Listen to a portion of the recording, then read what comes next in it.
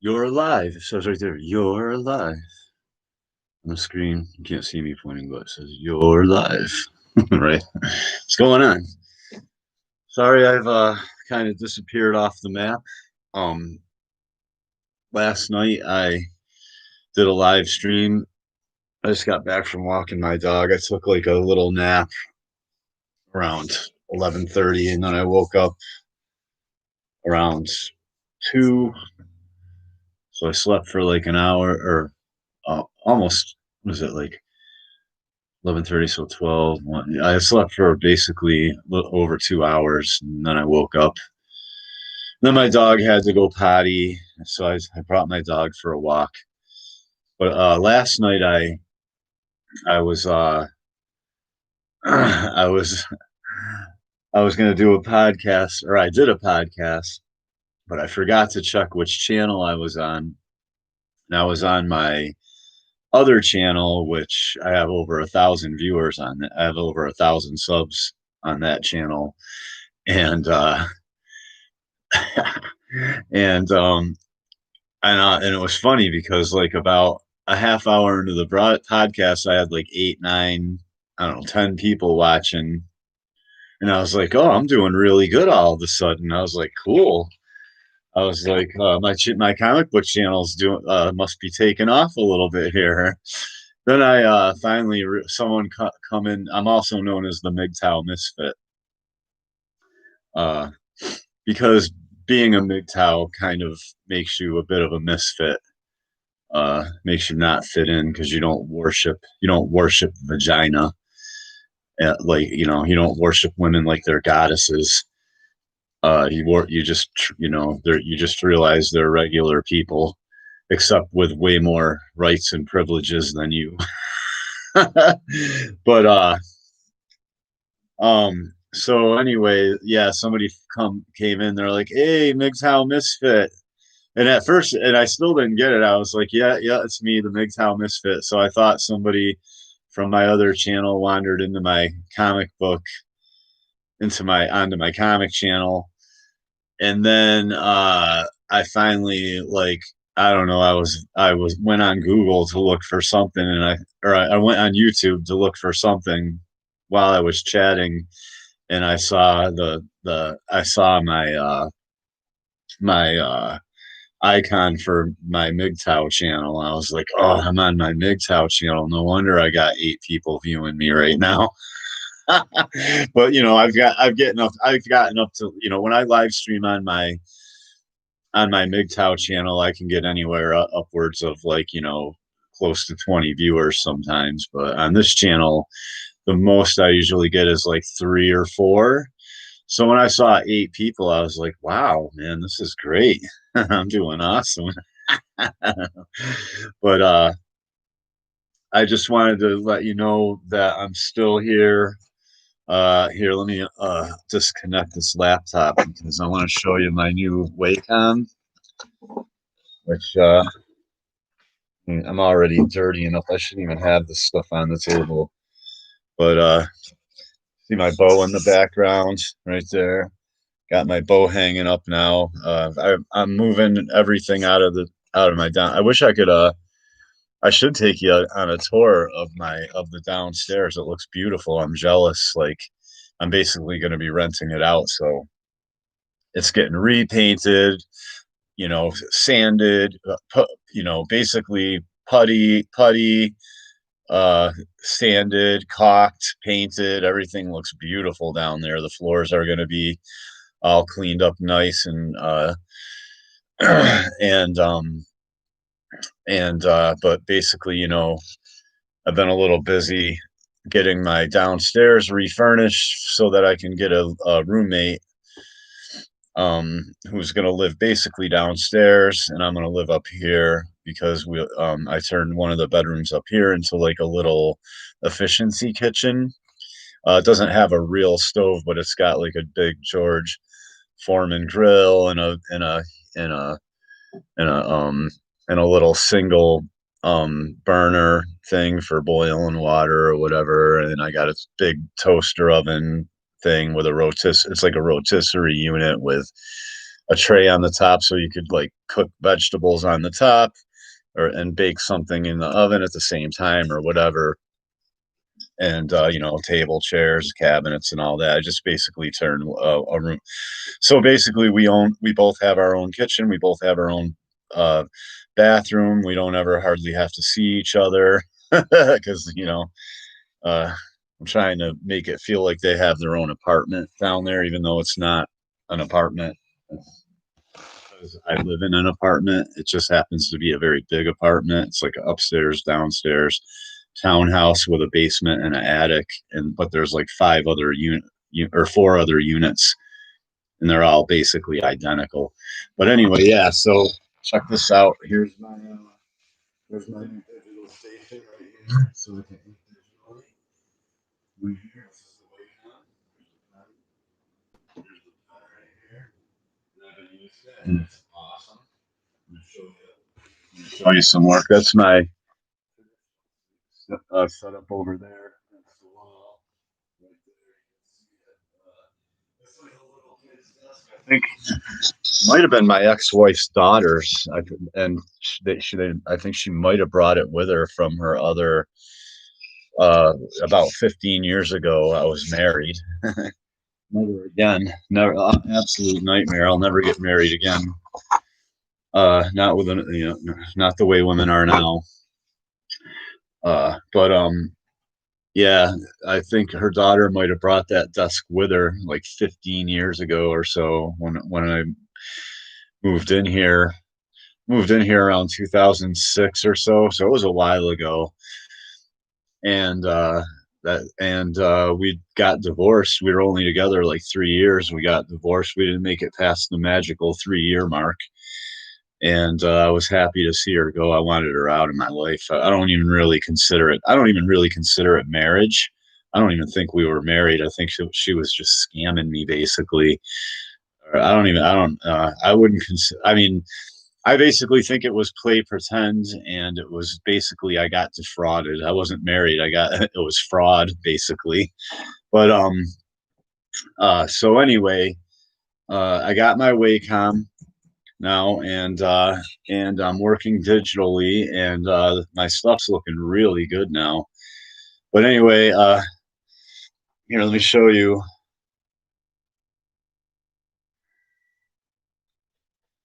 page 2 here, looking really nice.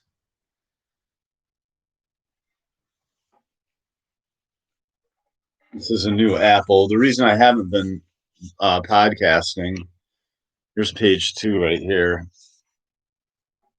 See if I can do this.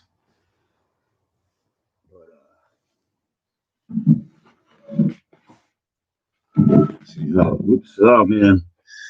Hang on a second. This isn't the easiest, but it should work. This isn't the easiest way to do this. Hang on, I got something. There we go. There we go. Of course, something was going on there. Can't just be simple, but now I got. You can see. I'm putting extra details in there. See on his chest. On the bad guy's chest, he has the queen. He has like a symbol for the queen right there. She's like it's like a locust, like type almost looking thing. Here, let me get a zoom in here.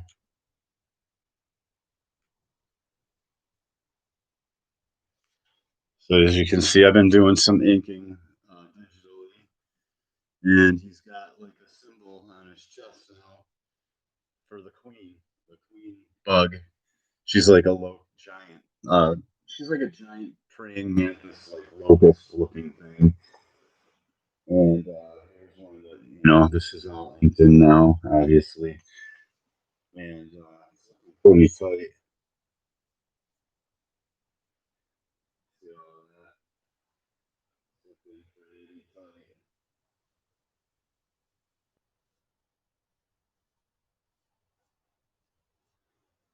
pretty tight. And here, let me open another page.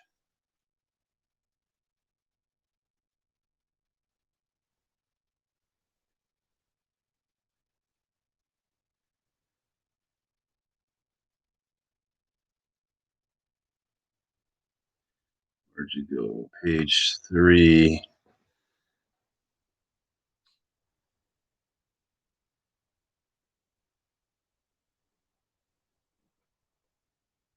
Is it? Where did you go?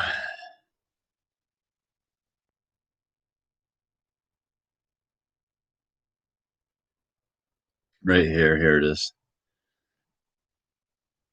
I'm already making vast improvements. Let me zoom out a little. It's like a little too close up. Wow. Wow.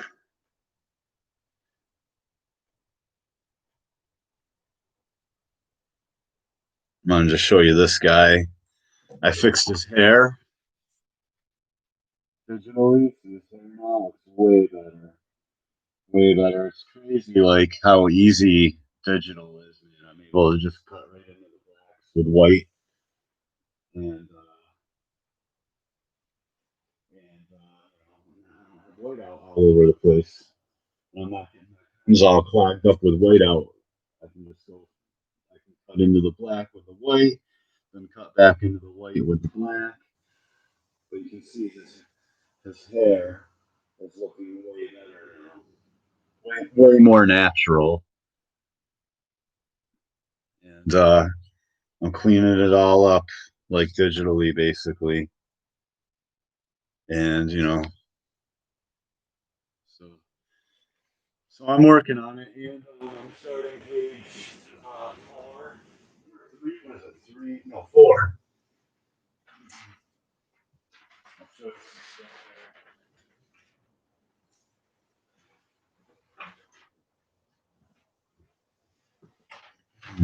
All right, so I'm doing these bug-like creatures. There's like a underground hive, and here's the queen right here.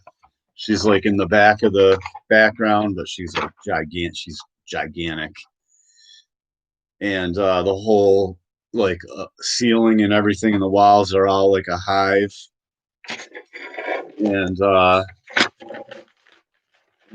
these creatures are hatching out of them.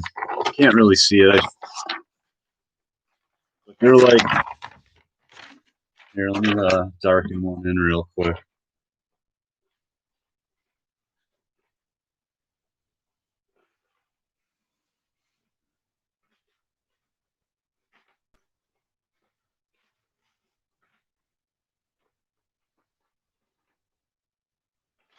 So there's one running. There's one coming towards you running. There's one in the background. Right, see that? And so they're basically, it's like a cave. It's like an underground, it's like an underground hive with like in the cave, in like the hollowed out earth, and she's having there's a few different mutations of bug creatures and of like insect type creatures. They're basically they're basically Nephilim, and she's just hatching an army down underground, basically. And so I'm just sketching that out right now. So I'm just having a good old time. How do you guys like your new president, Biden? Is everybody happy? Everybody happy? We got a new president.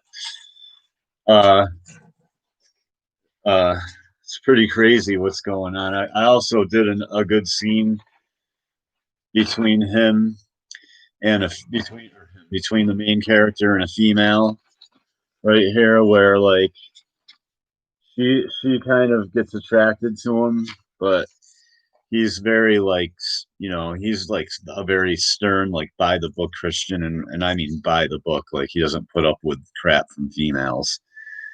Just kind of to illustrate what I'm always talking about, how in my comic book I'm not going to portray women as like innocent goddesses that are altruistic and know everything, and men need their help all the time. It's going to be quite the opposite. Like women are going to be generally a mess.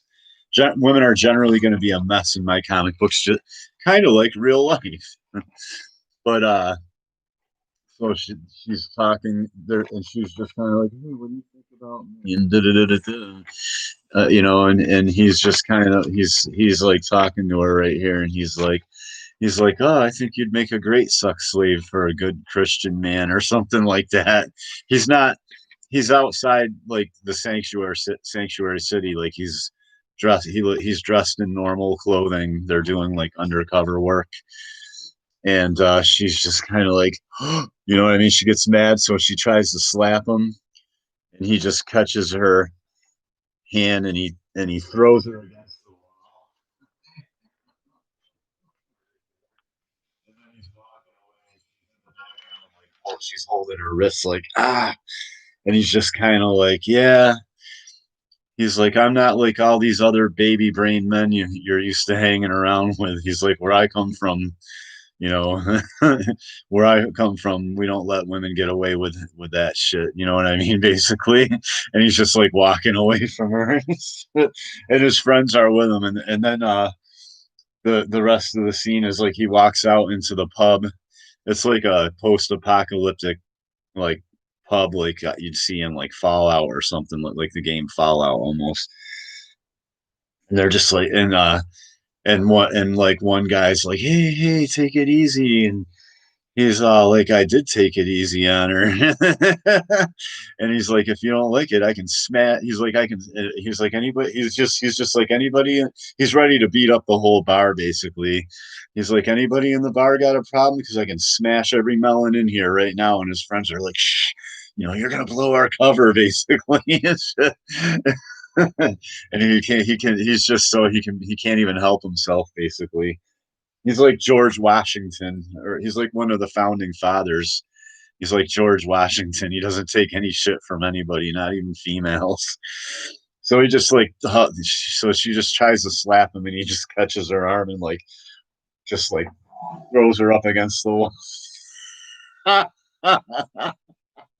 That's the type of scenes you're gonna see in my comic book. But I don't know if that's that might be him. Like I'm not. I just kind of did it out of inspiration, but maybe that chick will straighten out and end up being his girlfriend. Who knows? Later, maybe she'll like him because he's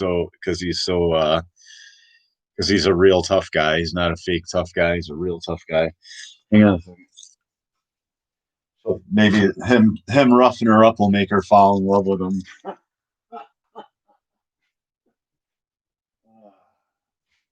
just having a quick smoke.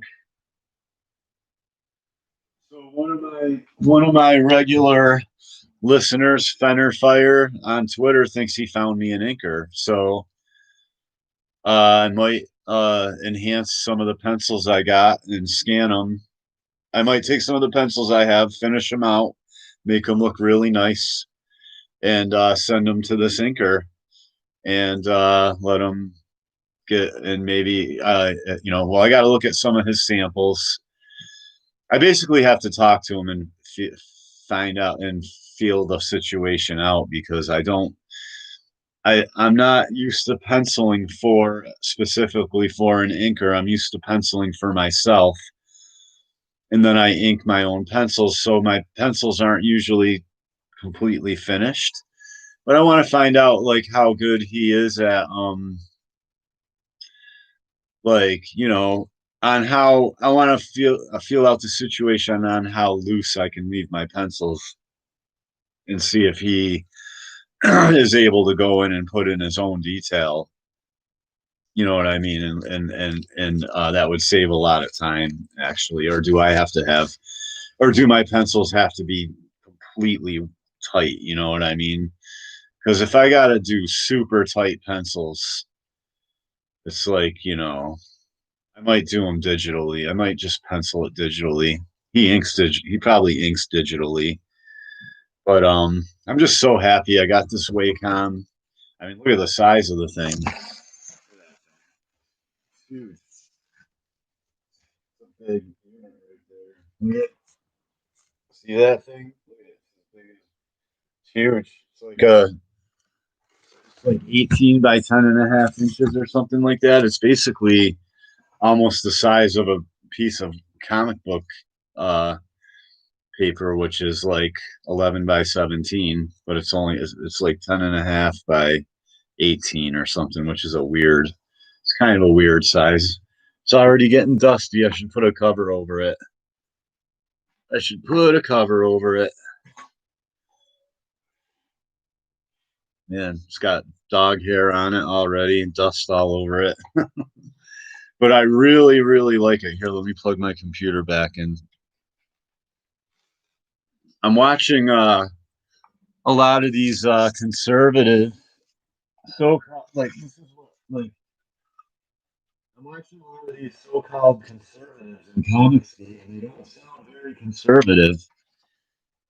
Like the Christians talk about the Christians talk about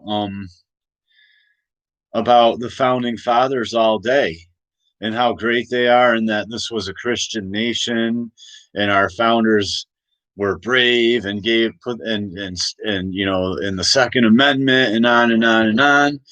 And now our country's been taken over by tyrants and they're like, oh, well, don't do anything. They're like, oh, just pray, don't do anything. And like basically the modern Christians teachings don't line up with the way the founders behaved. The founders didn't hide in their closets and pray. They got their guns out and they killed tyrants. They killed them. But all I ever hear is, oh, it's a spiritual battle. It's a spiritual battle. Well, tell the tell the police they don't need guns then because it's a spiritual battle, right? The police can stop protecting the police can stop protecting the tyrants that have taken over Washington D.C. with guns now because it's a spiritual battle and the police don't need guns and we can all just pray and everything will be okay. That's not how that then what do we even need our Second Amendment for? I don't even understand what good is our Second Amendment. They're like, well, we don't condone violence. And I'm like, storming the Capitol. Okay, the government basically has bankrupted the country. They've been caught bringing in drugs with the military on several occasions. They've like cocaine and heroin, and they deal drugs to young men publicly in public schools. They sexualize our kids at like 10, 11, 12 years old, which is basically pedophilia. You know, anything dealing with sex, and with a prepubescent child. Like if you're having conversations about sex with a prepubescent child, that's pedophilia. So the schools are involved in drug dealing and pedophilia publicly, not like, oh, that's your opinion. No, publicly. And and what else? Oh, they bring in foreigners while they put your kid on drugs. If your kid's not perfect and doesn't sit down and believe everything he's told, which I've basically come to the conclusion that public school lied to me about, even in science class, they lied to me about everything. They've lied to me to me. They've changed their story. Like science has changed its story on just about everything. But they also while they drug your son and say, well, your son's not good enough, we got to put him on Ritalin or Adderall, which is basically meth. Uh, they they bring in foreigners though and train, and the foreigners are taking all the STEM jobs and they're like, from countries that hate us. There's tons of professors on campuses from Iran that can barely speaking. I've been in classes with professors. I can barely understand what they're saying. I'm like, can you say that again? They're like, oh, I'm like, can you please repeat that? I can't understand what you're saying. So, but do you understand what I'm saying? So they're bringing in foreigners from countries that hate us, giving them jobs that I should have. I should be the professor. If an Iranian can be from a country that hates us, is going to make $70,000 or $80,000 a year teaching in one of our universities, then I should be making 80,000 a year. I shouldn't be going to that university. I should be teaching at that university, making 80,000 a year myself. But I wasn't good enough in school. They couldn't ever tell my parents why I wasn't good enough. They were like, "No, your son's really smart. No, your son's really smart, but your son's really talented." But they always had a but. They had some bullshit reason to make my life hard while they bring in foreigners to take over the STEM jobs and take over and be all our doctors and professors at universities from countries that hate us, from countries that we're supposedly at war with, like Afghanistan, like Iran. Iran is a perfect example. There's tons of professors from Iran in this country. What's kind of racist? What's kind of racist? The I don't know what you mean. Like the I'm a white male with an opinion, so I'm racist. Like white males aren't allowed to have an opinion because it's racist. Uh, the whole world hates, or basically, this country hates white males. It hates men with a passion. This country hates men with a passion. Like the female prison, like females get away with everything. You know what I mean? Like you have to, a woman has to be like like caught red-handed serial killer. You know what I mean? To even do half the time in prison that a man. There's guys that spend more time in prison because they couldn't afford alimony, they or wouldn't pay alimony, than there's guys that spend more time in prison over alimony than women spend in jail for murder. Okay, than women spend in prison for murder. This country hates men. It hates men. But so what I'm trying to say is, yeah, all right. So what? Back to what I was saying. The government's dealing drugs to kids, sexualizing young kids, teaching to 10, 11, 12-year olds how to get BJs. Okay. But if we storm the Capitol, well, that's violence. Now that's violence. So I don't understand what the conservatives in this country, they won't they like any action taken besides hiding in your prayer closet is violence. But the police can beat the hell out of you over anything. Like if you're a father who, for no reason really, just because you are a little mouthy to the judge, like I've been mouthy to judges because they're basically violating my rights, and there's nothing, and I just call them out on it. Like, I'm just going to give you an example. When I was in court for my two children, my ex was disobeying all his orders. Like every time we'd go back in, he'd be like, "Did you tell the kids that who their real father? Did you tell your children who their real father was yet?" No, no, Your Honor, I haven't. And he would just go, "Well, tisk tisk tisk," and I'd be like, "She's in contempt of court. You should be arresting her right now. She's like in contempt of court. You should be threatening her with arrest." And I'm their biological father. This is basically what I said to the judge after a year of him dragging out instead of just giving me shared custody because they're my kids, they're my kids. So I should just automatically, there should be no court battle. oh, they're your kids? Okay, you get shared custody and you have a say in their life, right? Nope. He dragged it out for a year. So I finally said to the judge, I said, listen, Your Honor, you um making me fight for over a year in court and take time off of work and spend money that I don't really have uh to fight for something that's already mine, which are my children, is you're abusing my kids and you're alienating them from me. And he went,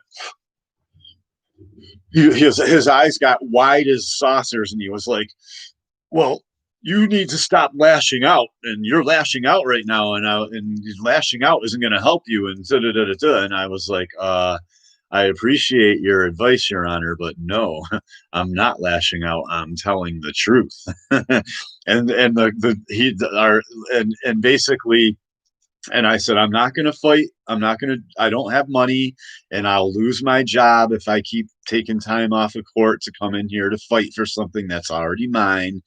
You should just grant me shared custody and I should just be able to see my kids pretty much whenever I want to. You know what I mean? Uh, and I said, so I said this, and I said, your own rules on the wall outside the courtroom are to not have long drawn out custody battles. So I said, you're breaking your own rules, Your Honor. And I said, so I'm going to leave. I'm going to end this here. I'm not coming back to this courtroom anymore. And I'm going to trust that you're going to do the right thing and and grant me custody of my kids. And he said, okay, I'll make a decision. And I got a letter in the mail like a week later. No more visits. No more visits. Can't see your kids ever again. Okay. I said all that to say this. If I go visit my kids right now against a court or against the judge's orders, she'll call the police. And when the police show up, if I say, no, they're my kids and the judge is unconstitutional and you're all violating my rights and I'm going to see my kids right now, and they put their hands on me and I, within my rights, grab their hands and shove them off of me, the police will use violence on me to violate my rights to see my own kids. And they will pull their guns out if necessary and they will kill me in front of my children. Do you understand that? And that's not violence. The police killing me for violating a corrupt judge's orders and going and visiting my kids. That's not violence. Me using force to stop the police from killing me in front of my kids, that wouldn't be violence. That would be called force. And George Washington would say the courts, you've done nothing wrong to your children. You have no criminal record. You have no history of child abuse. And the courts in America won't let you see your own kids that you pay support for. I still pay support for them. I haven't seen them in, I don't know, 2 years now. I think 2 years now I haven't seen them. Yeah, I think it's been like 2 years now that I haven't seen them. And, George Washington would be like, I think he would call an army together and march downtown and grab that judge and hang him from a street post. You understand what I'm saying? But not in a see this cut. This is what I'm trying to. I don't understand why the conservatives in America talk. Oh, this is a great Christian nation, and our founders were Christians, and on and on and on. And then when some Trump supporters support, if we even know, here's the thing, even like almost all the news is basically fake. So chances are it wasn't even real Trump supporters that did that. But if they were real Trump supporters, uh, I would say, if I was on the news and they were like, well, what they did was wrong, or if I was on like one of these Comicsgate, these so-called conservative comic skate shows, and they were like, "Well, what those people did storming the Capitol is wrong." I think Ethan Van Sciver said they all belong in jail.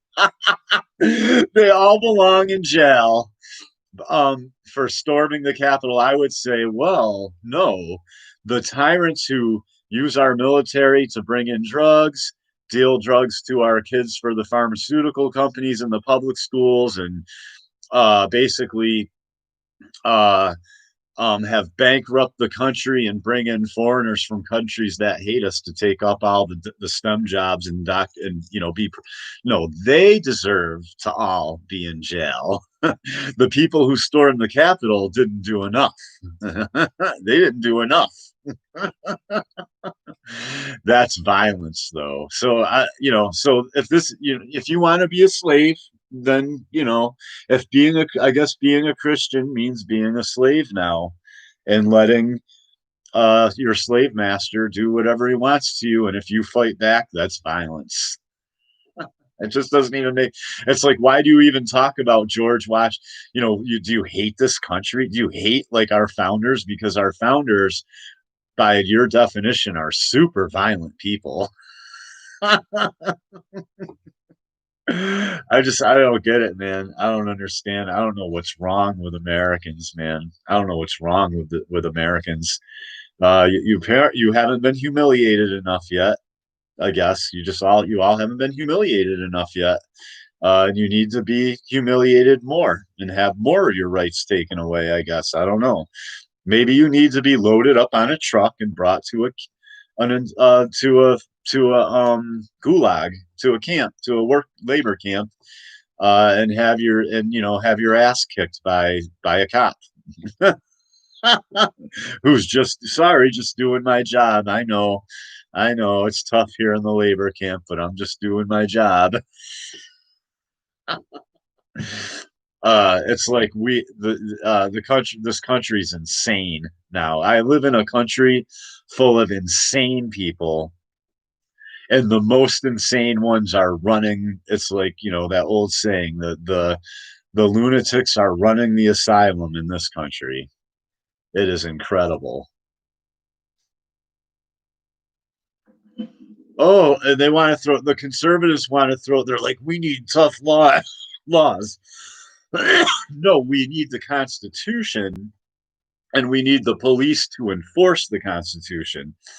And then I'll have some Christians say to me, they'll be like, well, um, it's not really the police, it's the courts. No, no, no. The police don't serve the courts. The sheriff doesn't work for the judges, okay? the sheriff If the judges are like, in my case, a sheriff should be like, that judge is I think I've investigated this judge, and I think he's just making a bunch of money off of child support. And he would, like, a real sheriff would be like, there's ghettos full of single moms that are dating drug dealers and raising kids around drug dealers, and there's tons of men that can barely see their kids.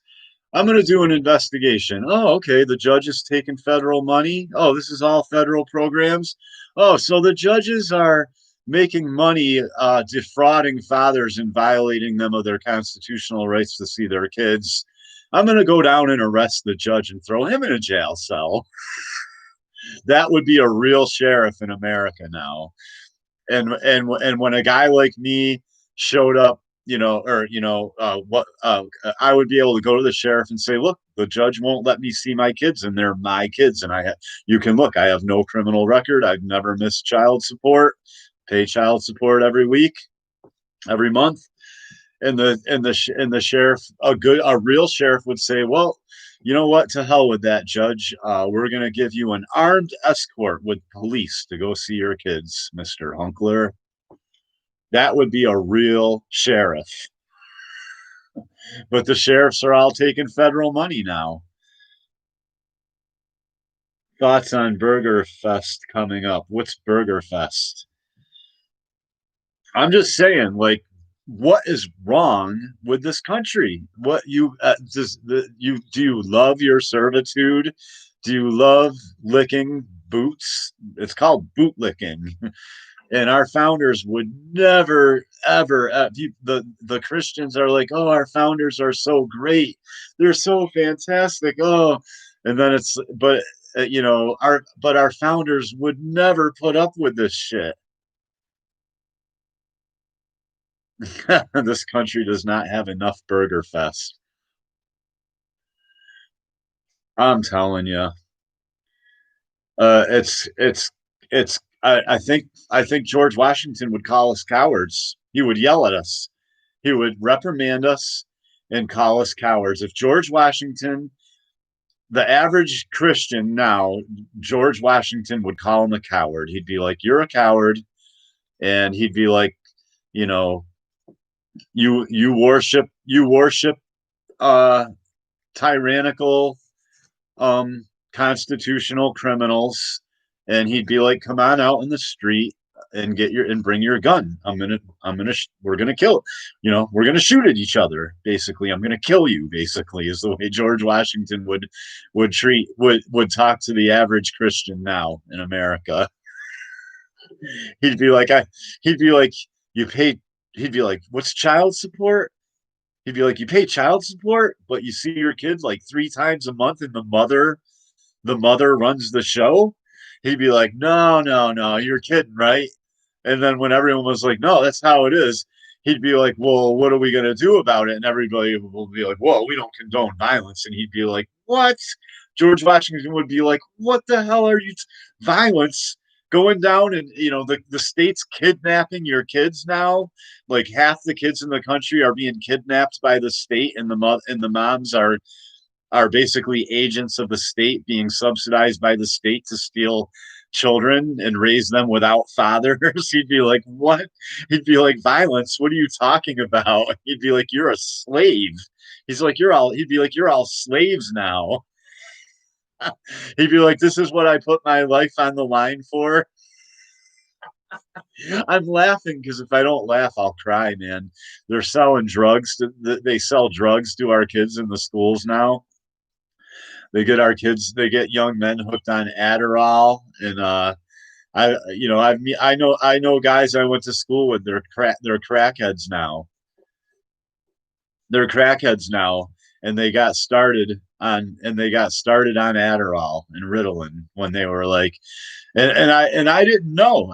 These are kids. One I had a roommate for a while. It was a kid I went to school with. I had to kick him out because he was bringing drugs around.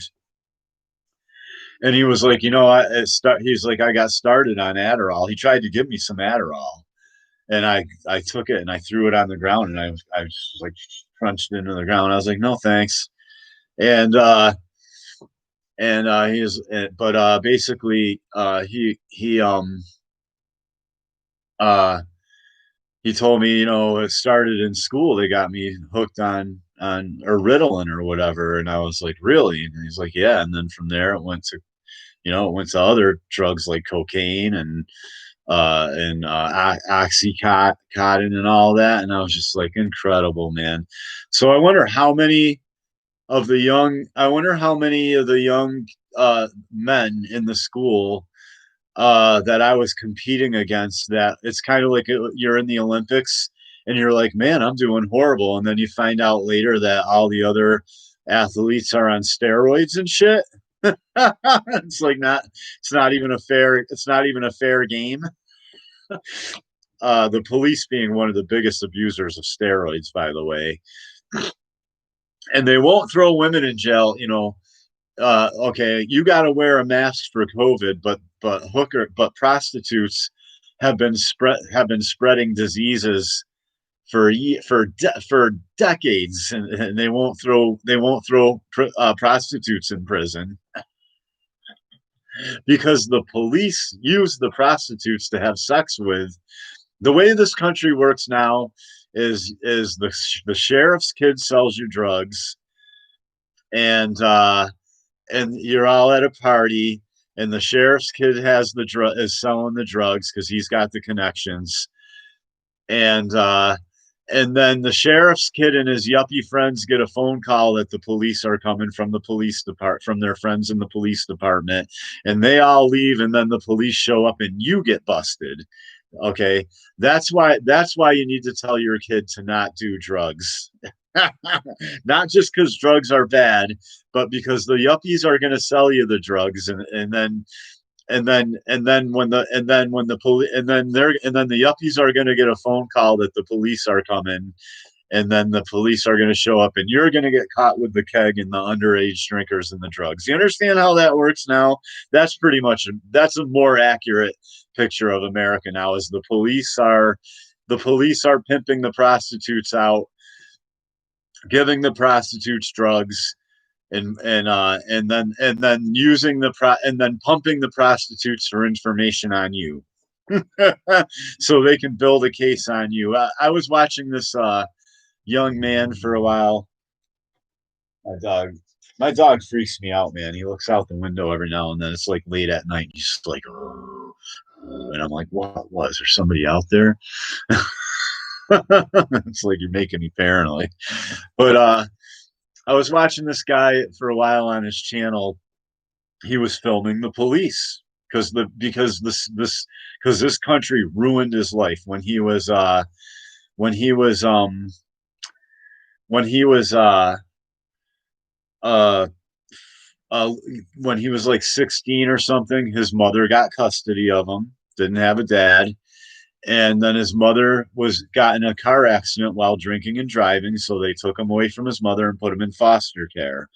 And then when he was in foster care, a young girl in foster care seduced him, was playing with herself, playing with herself while she was watching porn. He kept catching her, and when he was lifting weights, she would sit right between his legs and rub her bum up against him, against his crotch, and she would use the leg weights. So he was like, "Oh, this girl's coming on to me."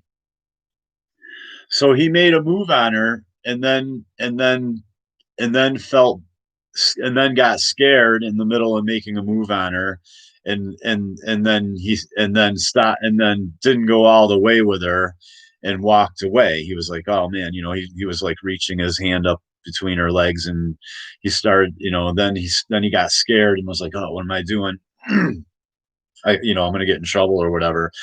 I mean, I'm getting a little more detailed than necessary, but she basically seduced him. Then when he finally decided to really make a move on her, she cried rape, right? So now he's a sex offender, right? And now the sheriff and the judges are trying to, and now he's an adult, and they're trying to carry his record over from when he was a young teenager and ruin him for the rest of his life, ruin his record for the rest of his life, right? So he's obviously not happy about this. And since then he bought acid off a sheriff's kid. One night late when he was working at a restaurant cleaning up after the restaurant was closed, him and his manager bought cocaine off of a police officer, right? So now he knows that the same police that are trying to peg him as a sex offender are prostituting out all the women and selling drugs and every other thing. So he started filming the cops. And when the cops would come up and be like, "What's your name?" He'd go, "What's your name? Where do you live?" They're like, where do you live?" He'd be like, "Where do you live? What kind of car do you drive? Who's your girlfriend? Who's your wife? Where do your kids go to school?" He's like got this all on camera. He's like, "How come you're allowed to know everything about us, but we're not allowed to know anything about you, huh?" Right? And that is the truth. That right there, that says it all. How come the police are allowed to know everything about you, but you're not allowed to know anything about them? This comic book that I'm working on is called Archangels. Here.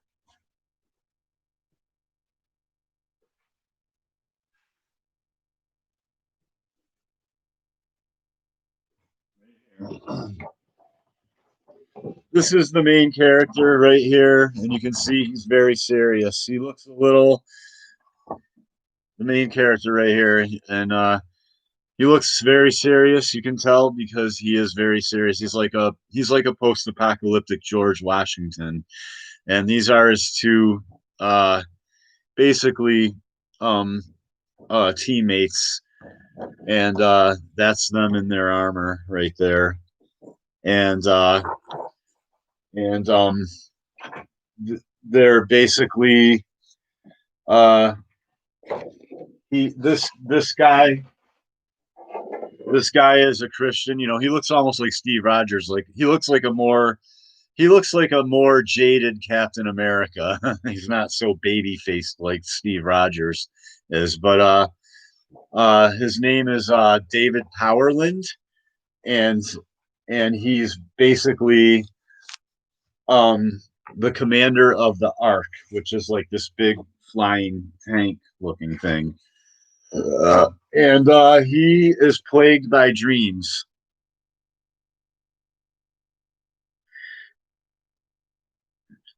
Who has a right to safety? Not me. I don't have the right. No. No, you don't understand. The government is supposed to be held to higher standards than you. So if the federal government is bringing in drugs with our military, if they're bringing in drugs with our military, which the Iran Contra scandal, they got caught bringing in tons of cocaine with our military, and not one politician. In fact, the governor of Arkansas, who was bringing in cocaine, that didn't go to. Not only did he not go to prison, he became president. It was Bill Clinton. Bill Clinton was working with the Bushes to bring in cocaine with the military, and that we got caught bringing in the military. So if the federal government is bringing in hardcore drugs, heroin and cocaine with our military, and they're dealing drugs, and they're allowing the public schools to deal drugs to little kids, Adderall and Ritalin in the public schools, and they're bankrupting the country and running the country into the ground, uh, then no, the police, they're not entitled to safety. And the police work for them and protect them. No, the police are not entitled to safety. They're entitled to a fair trial, and then to be hanged for protecting constitute. The police's job is not to keep fathers from seeing their kids and to pull you over for speeding. The police's job is to enforce the Constitution. And now the police violate the Constitution constantly. That makes them tyrants. Then, if no, the police don't have a right to privacy. Nope, they don't. They do not have a right to privacy. Then I have I'm a father. Okay, I'm a father who pays support for two children that I've seen three times in 15 years, and I have no criminal record. So do I have a right to see? So do I have a right to see my children? You don't believe I have a right to see my children? You think a random cop? The police are not enforcing. You don't know what the police's job is. That's your problem. The police's job is not to work for the banks and the Department of Motor Vehicles, and and the police are are are enforcing all the unconstitutional laws that the swamp, the so-called, that the deep state has passed. The police are, so no, they're not entitled to safety. They're enforcing all the unconstitutional. They're enforcing all the unconstitutional laws, all the gun laws, all the anti-Second Amendment gun laws are being enforced by the police. You don't know the history of our country. We didn't used to throw everybody in jail. We didn't have jails full of guys for nonviolent crime. You had to be a very bad person to get thrown into a prison. Like you had to murder people, basically. You had to be a murderer, basically. The way it used to work in this country is if you wronged somebody, they didn't just throw you in jail, they made you pay that person back. You obviously don't know the history of our country. No, there's not. No, there's not ways to. Yeah, the way to see my kid is they're my kids, and I should just go see them. That's that's the way there is to see my kid. They're my kid. The DNA test proved it. I don't have to go to a court. I don't have to ask any judges their permission, and they shouldn't violate my constitutional rights and stay out of my business because I'm not doing anything wrong by going and seeing my kids. So the way, yes, there is a way for me to see my kid. It's just to go see my kids whenever I want to. Period. And if anybody stops me from seeing my kids, they're a tyrant.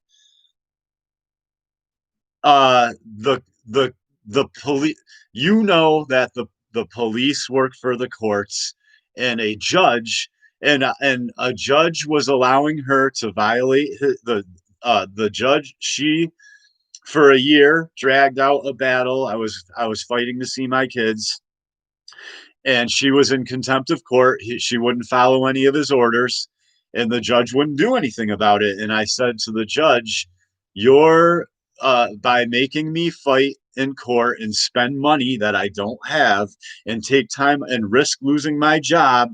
That's endangering the children. Making me fight in court." For something that is already mine, my children, you are. I said you are alienating my kids from me, which is abuse. And the judge was like, "You need to stop lashing out. It's lashing out isn't going to help you." And I said, "Thank you for the advice, Your Honor, but I'm not lashing out. I'm telling you the truth." I said, the rules on your wall outside the door say to not have a long, drawn out custody battle over children like they're objects." And I said, "So you're violating your own rules." I said, "I should just have custody of my children, and my war veteran father who fought in Vietnam for my rights should be able to see his grandchildren. My father, who fought communism in Vietnam, has never met his grandchildren. Is that okay with you? Because that's not okay with me.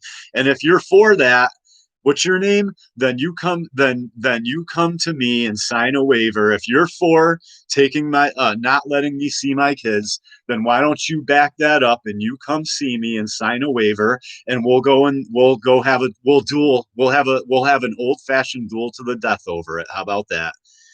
What can the judge do? I said, "So I'm not going to come to court anymore." I said, "My kids are mine, and you're dragging this out, and I don't have time off to take off of work to fight for years for something that's already mine." And the judge said, and I said, "So I'm going to leave now, and I'm going to leave it in your hands that you're going to make the right decision and just give me shared custody of my kids." And I got a letter in the mail a week later that said, "No more visits." Just 3 words: "No more visits." And if you like this country going to hell in a handbasket, then by all means, let all the women raise the children then. Let all the women raise the children without fathers, because that's basically abuse. Have you seen the kids that grow up without their dads? The courts are making money off of depriving fathers of their rights. And if I go see my kids now, the police will kill me. The police will come and say, "Stuart, I know, I'm sorry, I'm just doing my job." And I'll say, "No, you're not doing your job. Your job should be to enforce the Constitution. So you should be helping me see my kids." And then when they go, "We know, Stuart," and they reach out and grab my arm, and I grab their hands and pull their hand away from me. Like, I've done that to a cop before. A cop grabbed me one time, and I grabbed his hand and I pushed him off of me. I pushed a state trooper. I just grabbed a state trooper's hand one time and grabbed him and pushed him right off of me. These police are constitutional criminals. They're not police. The police's job is to enforce the Constitution, and they're doing anything but enforcing the Constitution now. So anybody who thinks that me, a dude with no criminal record that pays child support every week, should have to go fight in court to see my kids, then how about you and I go duel to the death? You sign a waiver, and I'll be like George Washington, and I'll call you a tyrant, and we'll go fight to the death. You pick swords or guns, whatever you want. You want to fight with swords or fight with guns? We'll fight to the death over it. How about that? And I'll consider it killing a tyrant. I'll consider it. I just killed a commie, or a, a satanic constitutional tyrant, basically. How about that? Kids that grow up without their fathers end up on drugs. They fill up the jails. They end up in prison. Drugs, violent. The mothers raise more violent uh drug addict kids than anybody, and nobody wants to talk about it. Well, and I'm sure he understood what your situation was and responded. So my kids should the it's abusing my kids by alienating kids from their fathers is abuse. So you think the judge responded accordingly by abusing my kids even more? And the mother, the yeah, he did know the situation. The mother lied. No, I don't have to keep fighting. The judge is violating my count. Why would I go? The okay, the family courts have no juries. It's the mother and the judges against the fathers generally. That's unconstitutional. And the same people that hate this country set up the family courts specifically to split up families. You don't understand. There's no jury in a family court. There's no they have no business telling anybody what to do in a family court. The only reason somebody shouldn't see their kids is if they have a history of child abuse and they're dangerous and they're she didn't have an argument. She just said she lied to my kids. She lied to my kids for 14 years. And then he told her, well, you need to tell the kids who their real father is. She told him that. What, dude? I shouldn't even be explaining all this to you. You should just be like, wow, you're a father and you can't see your kids. That's bullshit. And that's why this country is going to hell. I'm not going to sit here and explain myself to you. She has a record of abuse. She's abusive on record. She's lost 5 kids for child abuse and neglect, and then he gave her mine. And I didn't know. And you're like, oh, why'd you have kids with a woman like that? Because we hide everything women do over here. I didn't know she lost 5 kids for abuse. It's all hidden. Nobody talks about it. It's all swept under the carpet. She lost 5 kids for neglect. And do you know how I found out? Yeah, I'm telling you the other story. She's lost 5 kids for neglect, and I have no criminal record, and she didn't do a day in jail for. And do you know how I found out? You do even know how I found out I have kids? She left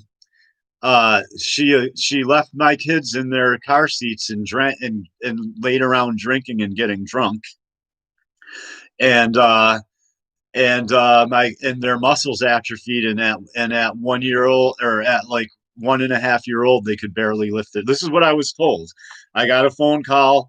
Hey, these are your kids? Okay, well, the mother left them in their car seats and didn't take care of them and didn't feed them, and they've atrophied and they can't lift their heads and they got to go get physical therapy. I told this to the judge, and he should know. If he's a judge and he doesn't know, then he shouldn't be a judge. You're right. He did know their situation. He knew she was abusive and alienated them from their father for 14 years. And then he still was dragged, and then he wouldn't punish her. I had to hold her in contempt. I finally found out, because they don't teach young men their rights and how to fight in court.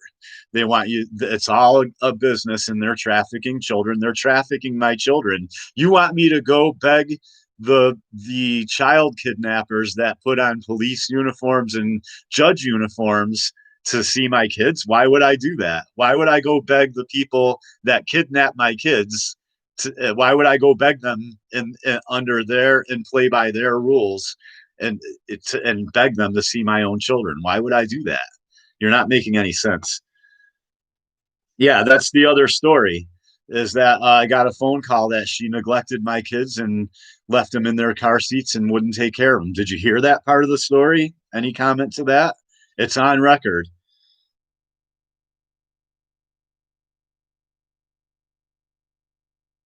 No, I am able to. My family's way. You don't understand. She's impoverished and live in. You have no idea. No, the kids should just be. I should just have custody of my kids. Why do all the women get default custody of kids out of wedlock and the men have to fight for it? Does that make any sense? Women, you don't know anything about this, do you? You haven't done your research. You're giving me all the typical responses. These are typical responses. It's like you can't believe that women would do something wrong. The women do nothing. She's done nothing but the wrong thing. She's done nothing but the wrong. I made one mistake. I had kids out of wedlock. That was it. I mean, she's done nothing but the wrong thing. She took my kids. She didn't even tell me I had kids. I had to find out when she abused my kids and lost them. That's how I found out I had kids. She lost custody of them. They took them away from her. And I was like, "What? I have kids? What? They were abused?" You have no idea, man. You have no idea how bad this country is, how evil the police are. Yeah, no, I hear you. I should have them, but I don't. You know why? Because I'm a man, and if I go take them, you're right, I should have my kids, and I should be able to just go see them.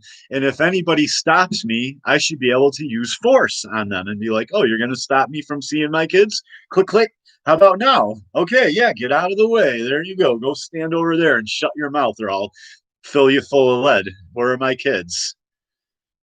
That would be the way that it should be done.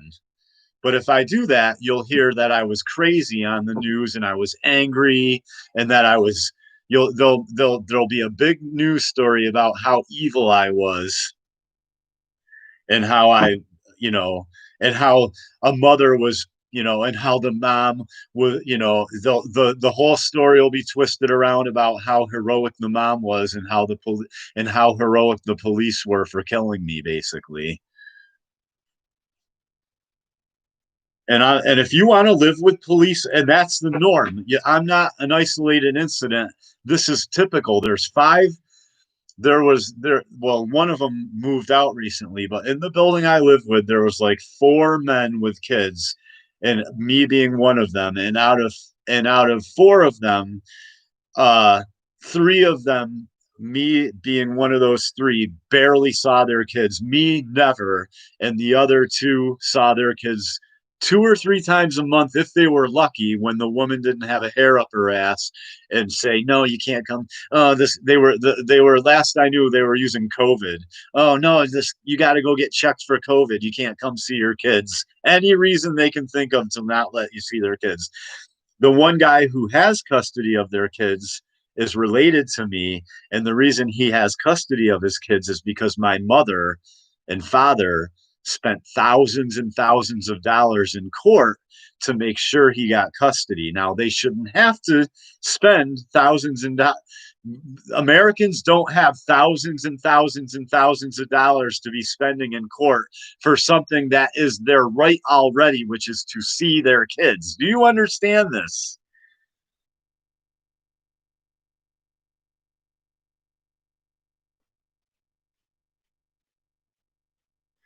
Yes, if a woman kills her children, yes, they make excuses for her. That's what I'm talking about. And the police, and when a woman lies, the police, dude, I know guys where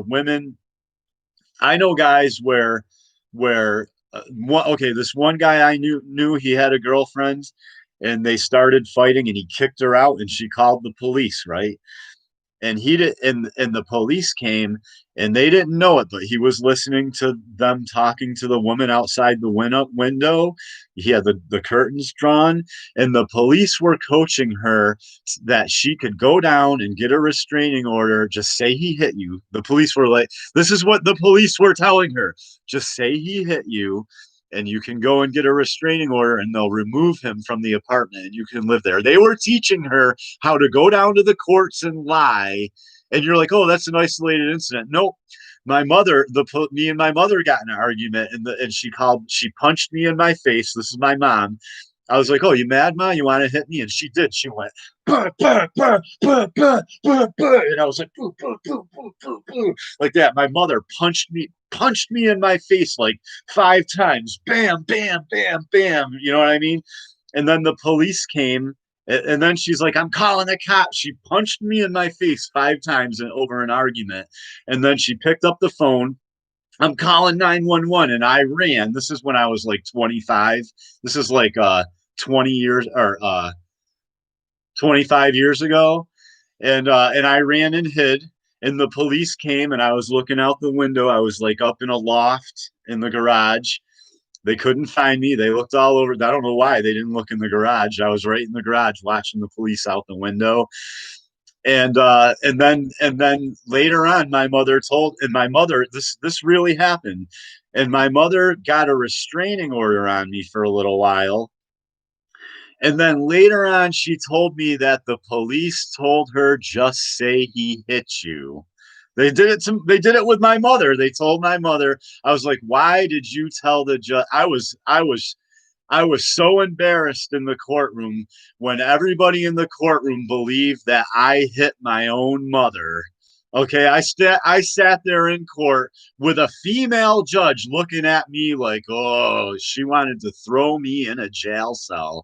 And that judge thought that I hit my own mother because the police told my mother to say I hit her.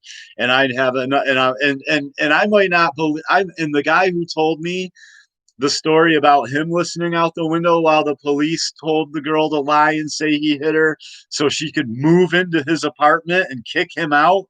I might not have believed him if it hadn't been done to me before. Do you understand how serious this is? Do you understand? The police, no, they are not entitled to anything.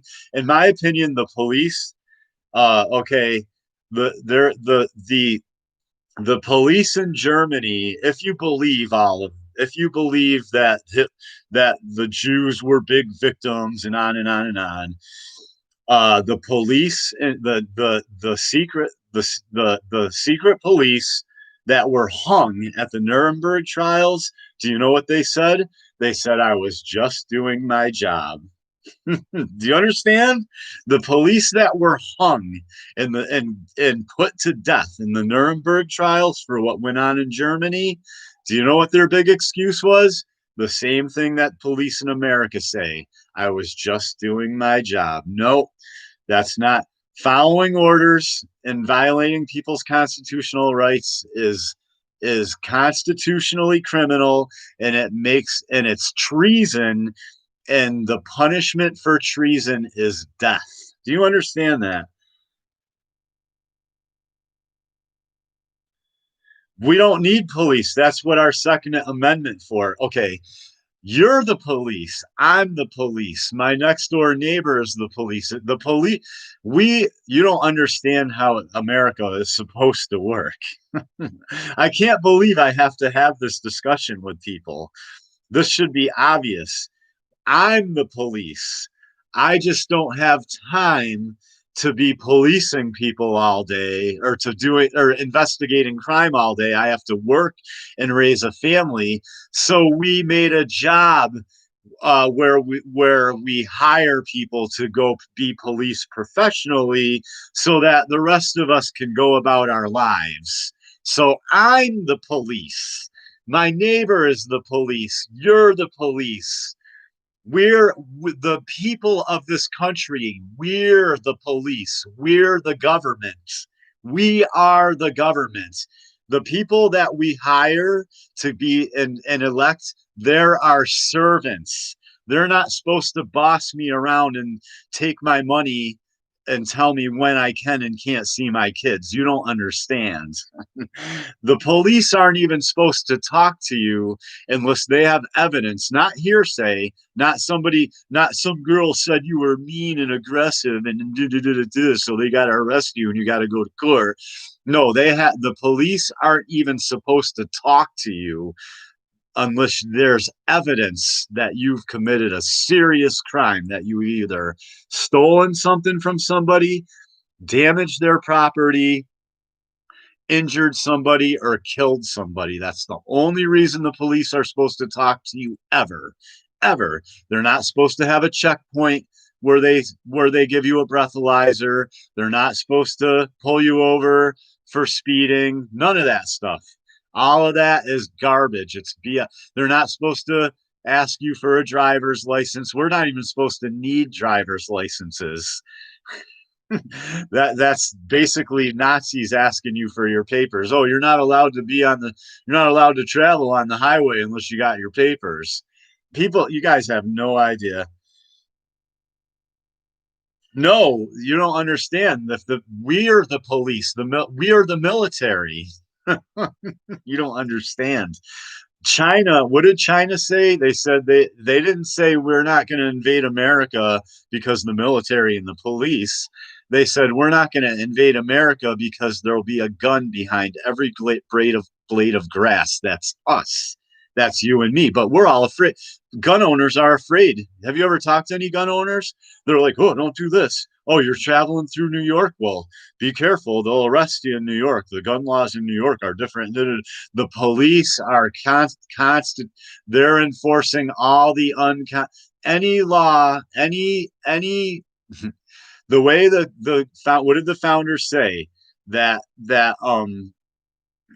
basically any infringement, there should be no infringement on your right to own guns, no infringement whatsoever. But the gun owners are terrified of the police in this country. What about that veteran down in Florida, when that thug charged him and pushed him, and just an old guy, an old veteran, this big this big giant thug, like over 6 feet tall, charged at him like a bull and pushed him, and the guy went flying back like 10 feet. Could have killed him. Put the veteran's life in danger. Because when two grown men fight, one of them can die. Generally, when two grown men fight, somebody goes to the hospital or gets killed. Do you understand that? Fighting is serious business. It's not like WWF wrestling and MMA and this or that. Fighting, two grown men fighting, someone usually ends up in the hospital or dies. How am I in a dream? So there's a veteran down in Florida who's in prison right now because a thug charged him like a bull, a big giant thug, and pushed him, and he went flying through the air backwards, landed on his back, pulled his gun out, and shot the thug 3 times. And where's that veteran now? He's in prison. The police arrested him, and he went to court, and he's in prison now for using his Second Amendment right to defend himself when his life was in danger by a thug. You think I'm in a dream? No, you're in a dream, sir.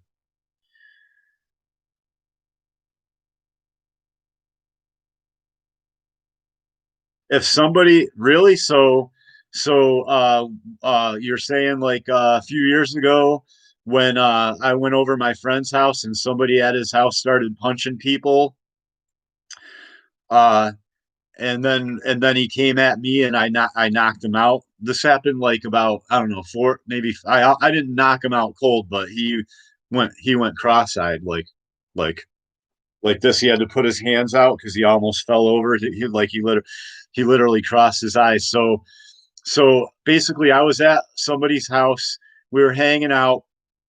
A guy there got mad and started punching people in their faces, and then he came over to me and he swung and I ducked and I came up and went bang, and I basically hit him right between his eyes so hard that I almost knocked him out. He literally was like this for a few seconds, like shaking his head, and then blood just started gushing out of his face. You're saying I was out of control? I should have just let that guy hit me?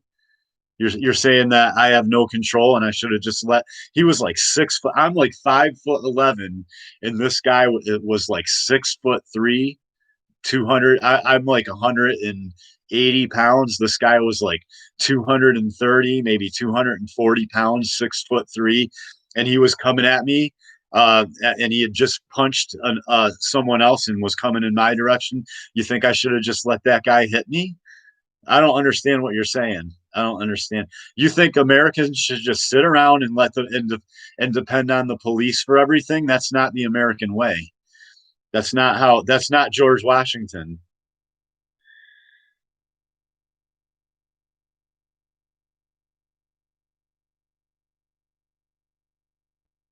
You don't know what you're talking about. You don't even know what you're talking about. You're a weirdo. You're a weirdo. You are one weird dude. I'm glad you're in here so people can see your idiotic comments. You're a piece of garbage. What's your name? Fresh News, you're a piece of garbage. What a piece of garbage you are. Yeah, you're right. That's right. You're right. That now we agree. The American way died before it was born. Now we agree. Now we agree on something. You're a piece of garbage though. You like it. You want people to be helpless and have to call the police, huh? Only the police can use force? Only the police can use violence? And the police can use violence over any little thing and they're entitled to safety, huh? Well, I am a good man. I'm a very good man. I'm a Boy Scout. I'm a 50-year-old Boy Scout. Yeah, you're right. The American way is dead. That's the whole point of this conversation is the American way is dead. And the Christians in America are like little babies that want to depend on the police who are prostituting all the women and running all the drugs now. The police are selling all the illegal guns, are selling all the guns to the gangs, and they're letting they're letting certain drug houses stay open. I don't know. You're confusing me. You're telling me I don't have control and that I shouldn't defend myself in a fight and that the police who violate our rights and won't let men see their children will back up the family courts. The police do whatever the family courts have no juries. They're unconstitutional. And if and I've told the police, listen, I've told the police my situation, and they say, "Oh, I agree with you. You should be able to see your kids, but if I don't have a piece of paper, then there's nothing I can do. See ya, bye. I see my kid every day. Oh well, as long as I see my kid every day. Sorry, bye." And they drive off. They don't even want to talk about it. The police, the family courts have no juries and they're unconstitutional, and the police do whatever the unconstitutional family courts tell them to. And if you agree with that, then you agree with the government kidnapping children. Period. And if you agree with the government kidnapping children, then you're not a good person. You're not a good person. And if you agree with all the prostitution, the how come the police and all these, you go down to the ghetto and the women are basically prostitutes. They're bringing strange men that they don't even know that if they're dangerous or not, or they're bringing them around the kids. The father can't go around the kids, but drug dealers and the kids are allowed to grow up in the projects around drug dealers while the mothers date drug dealers for drugs and bring and deal drugs for the drug dealers out of their homes. I've had drug addict friends. I know how it all works. The women in the ghettos are dealing drugs and dating guys for access to drugs and dating drug dealers and bringing up the kids around dangerous drug dealers, but the fathers, they can't see their kids. If you agree with all that, then I'm sorry, man. Then you deserve. Then you. Right. And then the who's the enforcer? Then who enforces that though? If you then you don't agree with the police because the police enforce the welfare state for the courts. If you disagree that father, if you agree that if you don't believe that fathers shouldn't be able to see their kids on a regular basis because half the kids in this country are alienated by the mothers and turned against the fathers by their mothers. They're alienated from the fathers and turned against the fathers by their mothers. The police enforce all of it. And when guys like me go to them and say, "Hey, what do I do?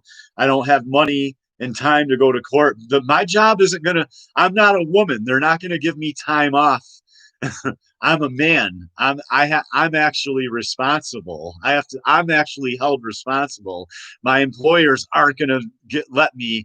They're going to be like, listen, Stuart, we know you don't, you got to be to court to see your kids, da, da, da, da, da, but we need someone who can be here all the time. So I'm going to get fired. Do you understand that? I'm going to get fired from my job if the courts require me to be there every time the woman has a hair up her ass. You don't understand the real world. And if the court has no jury and I've committed no crime, then I'm not even supposed to be there. And if the police back that court up, then the police should be in big trouble. That's big trouble, backing up unconstitutional courts with no juries. No juries.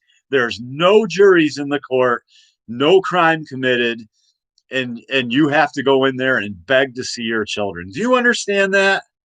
And the police, I've talked to them, they won't do anything about it. They don't even care. As long as they see their kids. I'm telling you, man.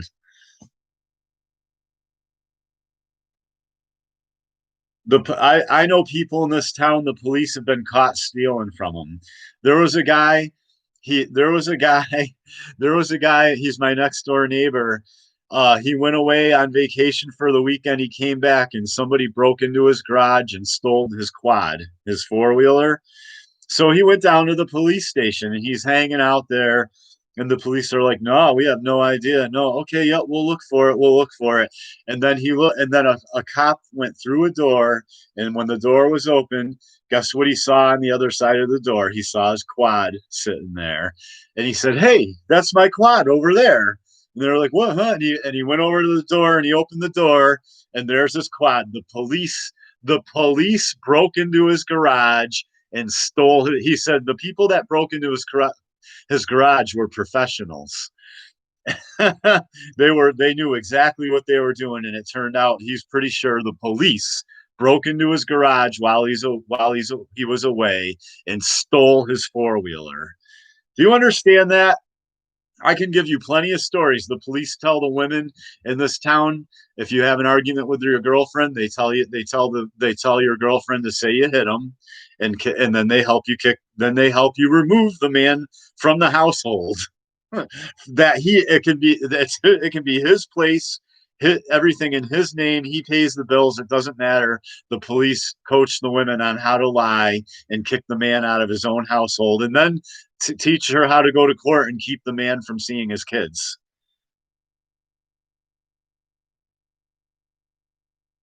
The media knows about this. Are you kidding me? The media, this isn't a secret. Fresh news. This isn't a secret. Everybody knows this. This isn't some dirty secret. This is all out in the open and nobody cares. You don't understand. I don't know you, and I don't know, and I'm here. I don't know you. You're absolutely right, and you don't know me. But we're supposed to. It's supposed to be innocent until proven guilty. Well, I don't feel that way. I feel the police are make it so you're guilty until proven innocent, and they drag you off to court. And when you're like, look, what are you talking about? She's lying. She doesn't even have a mark on her. She's lying. I didn't hit her. There's not a mark on her. They just go, well, sorry, you'll have to tell a judge. You'll have to tell that to the judge as they drive you off to jail. And that's America now. Guilty even when proven innocent, you're guilty now. If you're a man in America, you're guilty even when even I've been in court with women saying I hit them. And when and one of these women, uh my ex-wife, I caught her lying right in court. I caught her committing perjury. She committed perjury right in court, and I was allowed to ask her a few questions, and I asked her the questions in such a way that she got caught lying right in front of the judge. Do you think he arrested her? Nope, he didn't arrest her. And then after I was proven innocent, everyone in my town still treated me like I was a bad guy that got away with something.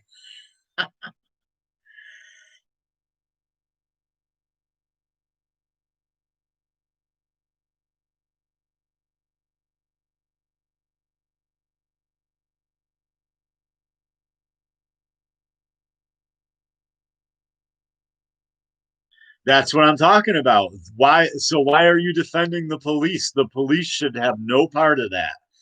The police should be like, no, we're not. And the police should be like, no, we're not going to arrest him. In fact, Your Honor, we're here to arrest you. Now put your hands behind your back, Your Honor, or we're going to kick your fucking head in. That's how the police should be.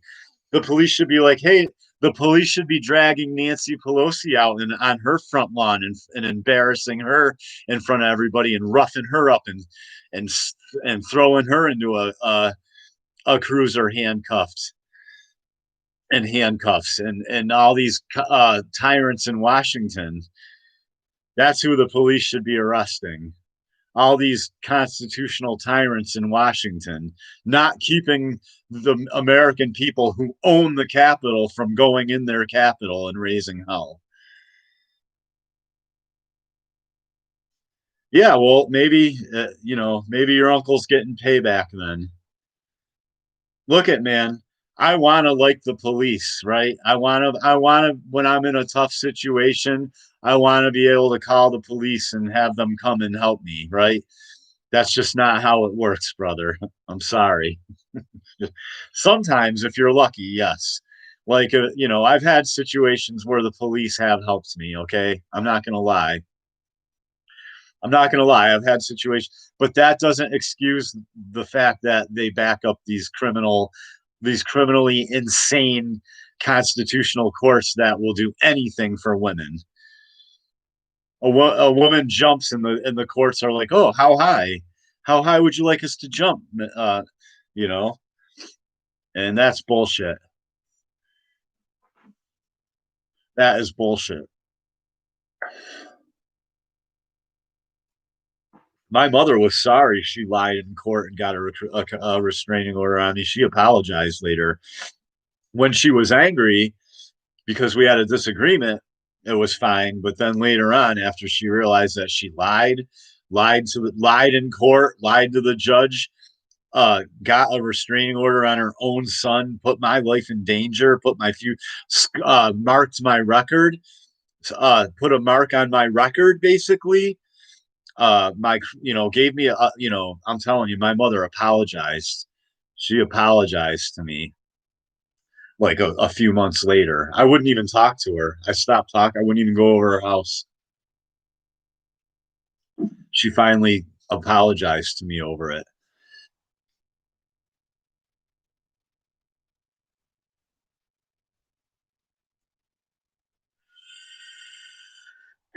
I'm not at liberty to say what I'm smoking because I don't live in a free country and somebody will find some reason to get me in trouble for it. The government's bringing in cocaine and heroin with the military, but the conservatives are like, you smoke pot smokers should be in jail. Smoking pot should be illegal. Really?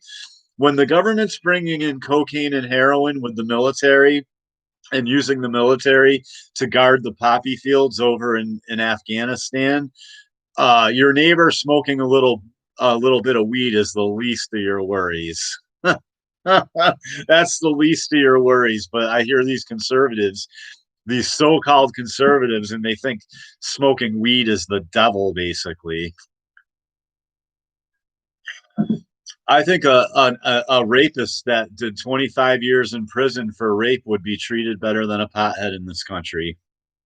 They'd be like, oh, well, you did your time and you learned your lesson. You can come to our church. But if you're a pothead and you go to church, well, you're the devil, and everything in this, everything that's wrong with this country is wrong with this country because I smoked pot. Because I smoke pot. That's what's wrong with this country, pot smokers. Meanwhile, judges are smoking pot. Police are smoking pot. There was a guy, he died, he's dead now, but there was a guy in my town that had a deal with the police where he would grow weed and he would grow weed for the police, and the police would let him walk. This is what I'm told by one of my friends. The police the police got their weed from this guy. He was like a big time pot dealer in this town. His name was Tony. And I bought weed off him before he died. and the police would let him walk into the evidence room and take whatever he wanted: cocaine, heroin, whatever. There was all kinds of drugs in there, pills. So if that's the trade-off, you would give the police weed, and the police would let him go in the evidence room and take whatever he wanted. That was the deal. How about that? How do you like them apples? How do you like them? The police are so corrupt. You have no idea. I don't think this. I know this. I shouldn't even get into it. The police in my, I live in a small town where the police aren't that bad, and they're corrupt. I've talked to people that were informants for the police because they were little druggies, and the police would give them drugs and money to go get drugs. Are you kidding me? The police are so corrupt, man. I'm telling you, you have no idea. There's certain drug houses that are allowed to stay open by the police. Did you know that? Like people know in any town, everyone knows where to get drugs. And some of those places, they're allowed to, the police, if you know, there's no way the police don't know these places are open because everybody in town knows. Obviously, the police only hang out with other police. You know that? How am I supposed to trust them? They only hang out with other police. And basically, um, uh, there's certain drug dealers, they get busted, they're right back out on the street the next day because they work for the police, and the police make money off dealing drugs and prostituting women. You don't like it? A lot of off-duty cops are escorts for female escorts when they're off duty. Did you know that? You go to the strip joints, you're gonna see there's like cops selling cocaine in the bathrooms at the strip joints. What reality? This is what are we in third grade? This is a police officer. This is a construction man. What are we in third grade with a little cartoon pictures and a little picture book? Oh, this is a construction man. Oh, and this is a police officer. Always go to help. Always go to the police officer. No, go watch the movie Bad Lieutenant. That's the police now. That's basically, and the good cops, they're like, oh, there's some good cops. No, there's not. Cops just follow orders. And the so-called good cops that aren't in on all the drug dealing and the prostitution and stealing people's quads out of their garages. They're, you know where they are? They're walking the beat. They're not allowed. They're not allowed in the upper ranks. They're walking the beat because the other police don't want them, and I'm telling you, you have no idea how bad the police are.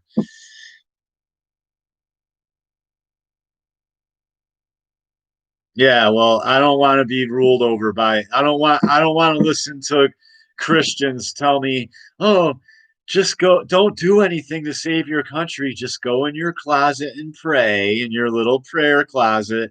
And then I'm like, "Well, the police won't let me see." Well, the police can do whatever they want.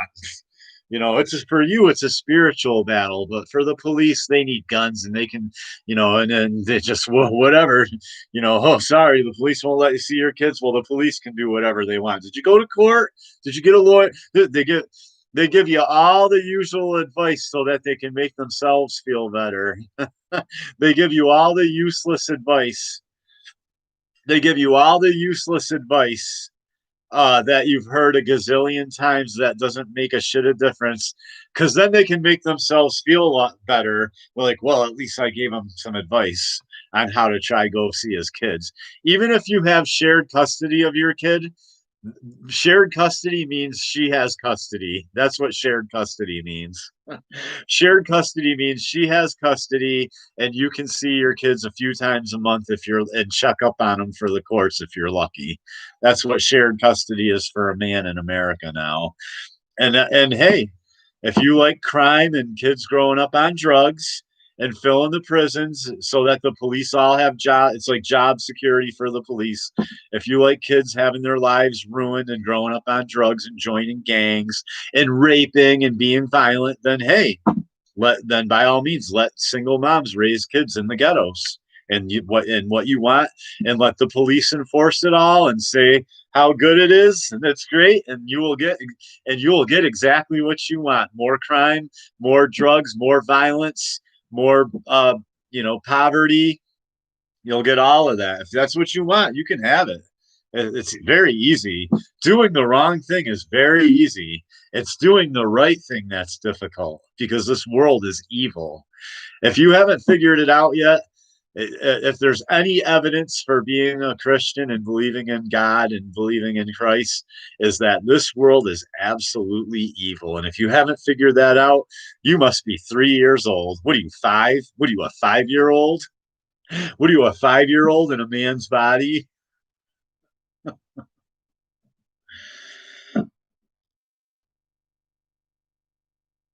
Yeah, no, a lot. The dare officer. How come the dare officer is not busting the guidance counselor for giving half the young men in the school drugs? You're not good enough. Women don't need you anymore. Women don't need you anymore. Women can do anything a man can do and better. And you can't sit still and read books all day like a female. So you need to be on meth. How come the police aren't busting the guidance counselors for putting all the young males on meth? Huh? Huh? See, there's no answers for these questions, except the police work for the devil. The police work for the devil. Do you understand that? They work for the kingdom of darkness. I'm in the kingdom of light, and I'm here telling you the truth. And the police and the government and work for the kingdom of darkness and the principalities. What does the Bible say? We're up against principalities. Who are the police? They're the government and the principalities. The police work for literally, I'm not even joking.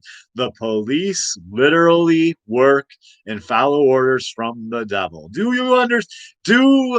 Does America understand that now they wear black? Now they basically wear black and drive black cars. That they're letting you know. So they fear and intimidation. That's what evil uses: fear and intimidation, and they rule over you with guns, and they take your children now.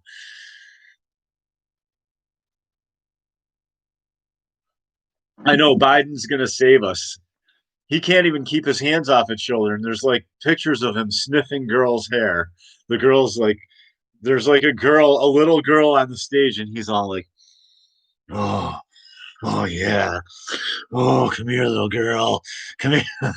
You can't even keep his hands off of little kids, and publicly like on he's publicly on stage with girls cringing like, "Oh," and he's all like, "Hey, baby, hey, hey, let me smell your hair." And he's president now. No, it's on video. What do you mean it's silly? It's not my opinion. It's on video. That's another thing is Americans will talk about things that are on video like it's your opinion or it's like allegedly. Like if there's video of a drunk guy swerving down the highway and smashing into a school bus, it's like and it was the governor in the car that smashed into the school bus. They would be on the news like, "Oh, allegedly the governor allegedly was drinking and drivingly and drove into a bus because he's the governor." Or no, it's on video. Then why is he on video with little girls cringing and he's like kissing them and smelling their hair and stuff? How is he a good man if he's doing that? How is Biden a good man? Tell me what he's done. Tell me what Biden has done that makes him a good man and that he's fair.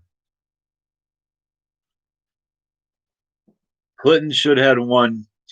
Hillary and Bill Clinton got caught bringing cocaine into Mena, Arkansas, and there's a mother who, go look this up, this isn't my opinion, who still hasn't gotten justice because her 14-year-old son and his friends saw the FBI bringing in trainloads of coke on the railroad tracks, and they killed the two boys. They shot the two boys dead on the railroad tracks for witnessing the governor, or them bringing in cocaine for the Clintons and the Bushes. How are they good people? That's all. It's called the Iran Contra scandal. Go look it up.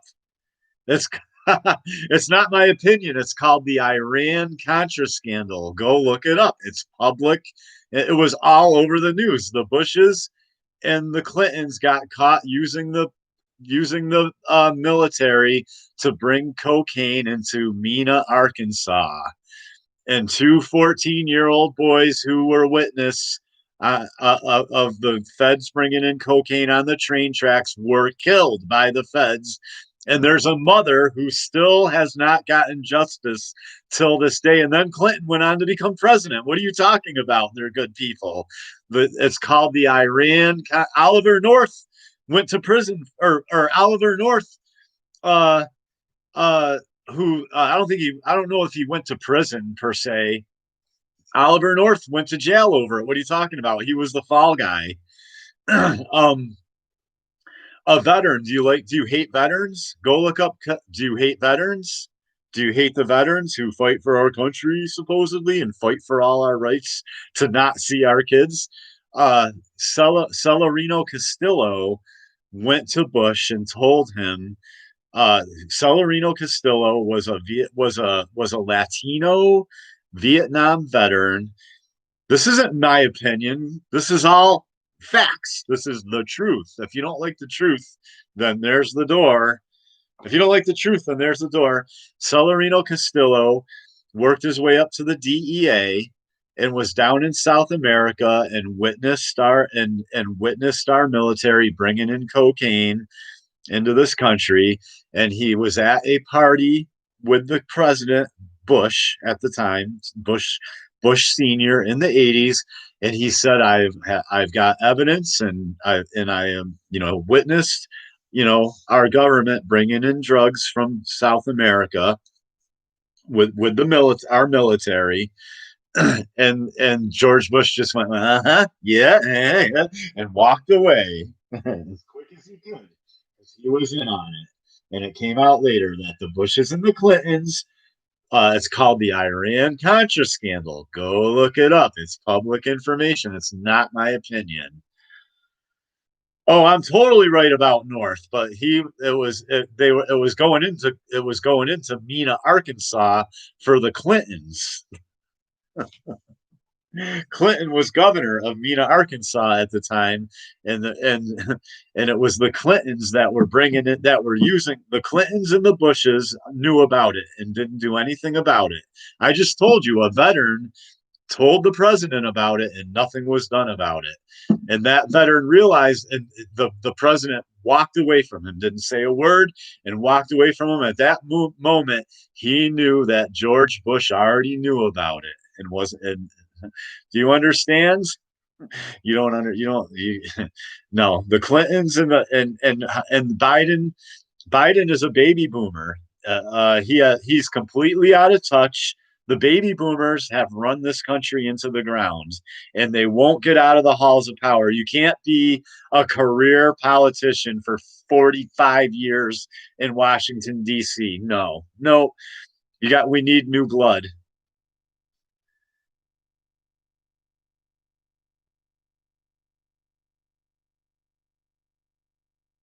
Okay, so anyway, we're getting way off topic here. The baby boomers in general have ruined this country. Okay, the baby boomers took us off the gold standard. They fought for abortion. They fought for no fault divorce, and women to be able to divorce men for no reason, and they fought for men not to be able to see their kids.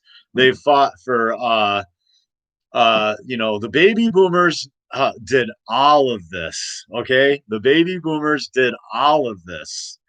So The baby boomers should not be in Washington. They should be sitting home in their chair, retired. In the Gen Xers and the older millennials should be running this country. The baby boomers need to shut up, get out of the halls of power, leave the levers of the levers of power of control alone, and hand the country over to the Gen Xer. The Gen Xers have not yet been able. We've not yet been able to represent ourselves. And I'm a Gen Xer, and the millennials should be after us. The baby boomers are senile. They're 80, they're 70, 80 years old. Are you kidding me? And they're still no. And most politicians should be single men, not women.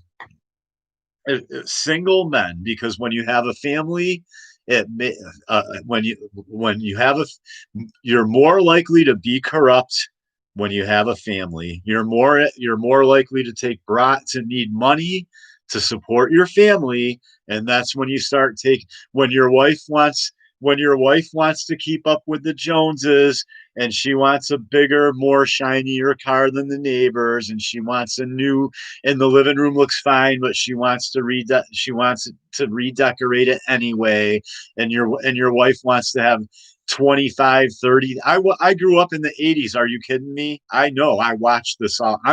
This isn't my opinion. I mean, it's not my opinion. I grew up in the 80s. This is all public. So the baby boomers need to step down and let the Gen Xers let us represent ourselves. Why do we have people in Washington that are 70, 80 years old, and they're completely out of touch with what's going on? Are you kidding me? Biden has no idea what planet he lives on. Neither Trump. Trump has no idea. What Trump appointed a whole bunch of women. Are you kidding me? How is that conservative? How is that they're like Trump's a Christian and he's a good conservative. Really? How is it conservative and Christian that Trump puts women in politics?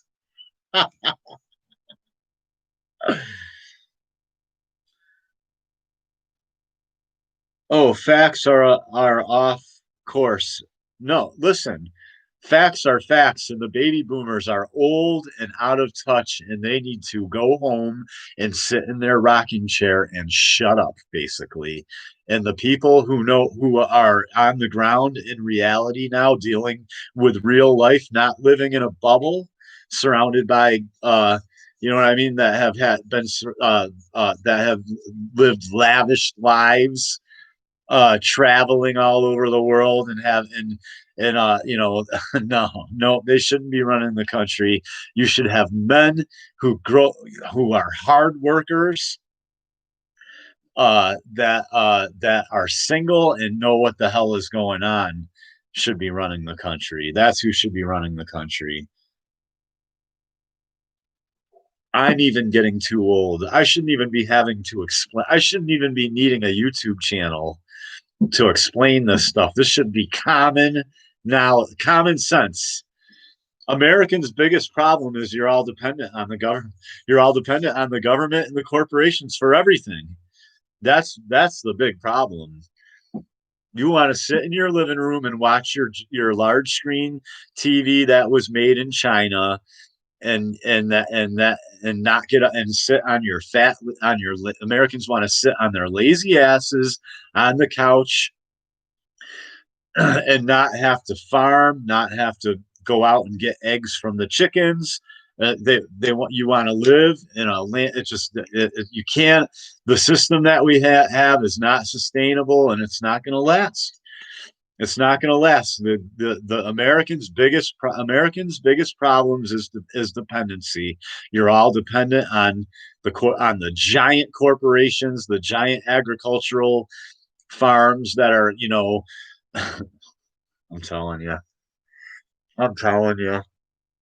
Americans don't want to do anything. They're lazy and they're cowardly. Americans have become a bunch of lazy cowards. I'm sorry, but that's the truth. Yeah, no one forced me.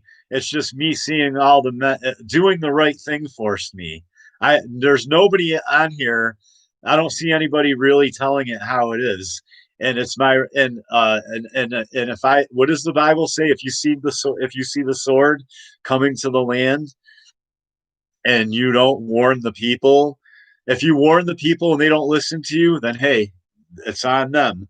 But if I see the sword coming and I don't warn the people, then their blood is on my hands. So I'm doing the responsible thing, and I'm talking like George Washington. So I sort of do have to be here because if I it's my because God apparently showed me all this, so now I got to go talk about it to people. I have to warn people like, hey, if you keep going, oh, and sticking your hand in the fire, oh, you're gonna get burnt, duh. If you like blindfold yourself and run out into the road blindfolded and run around out in the road, you're gonna get hit by a car, duh.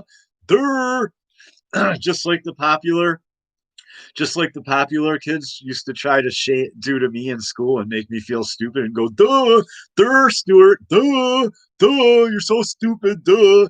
Now here I am. Now I'm the one doing it, duh.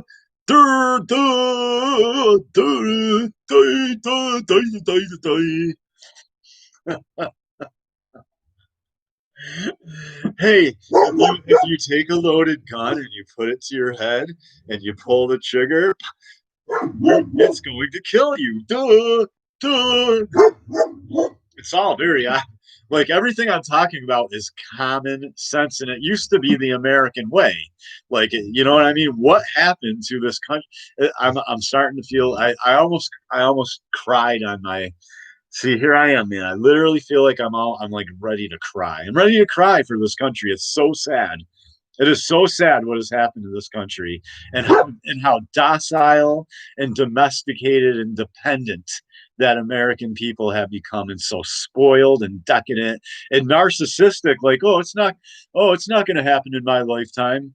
Oh, it already happened in your lifetime. Especially these baby boomers.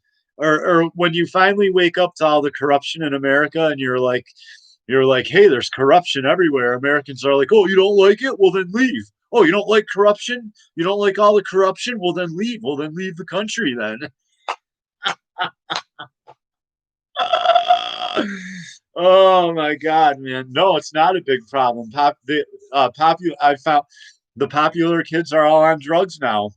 I just told you the kid that I had move in here that was hooked on cocaine and crack, smoking crack. He was a popular kid. I found out that all the popular kids are degenerates. I did a the school promoted all the worst kids got graduated and went and made a bunch of what made them popular. They did drugs and went to keggers. And I found out some of them broke into people's house. In fact, I think they broke into my house when I was away. I found out so much you have no idea. From the popular kids are all on drugs, overdosed and dead, divorced, can't see their kids. I've seen them, back in the early, 20 years ago when when I would still go out at night. Bronson, hey, Bronson, that's enough. Come on, chill. You want to come say hi? Come here. Come here. Come here. Show everybody your big, cute face. Look at that. Yeah. How could you not love that face? So, so, uh, so basically, so all the popular kids, why were they popular? Because they were complete pieces of trash. The scum goes right to the top. I was a good kid. I was smart. I tried to get along with everybody. I wasn't a bully. I was into hunting, fishing, the Second Amendment. I would go shooting with my father at the gun range all the time, and they treated me like a piece of garbage, man.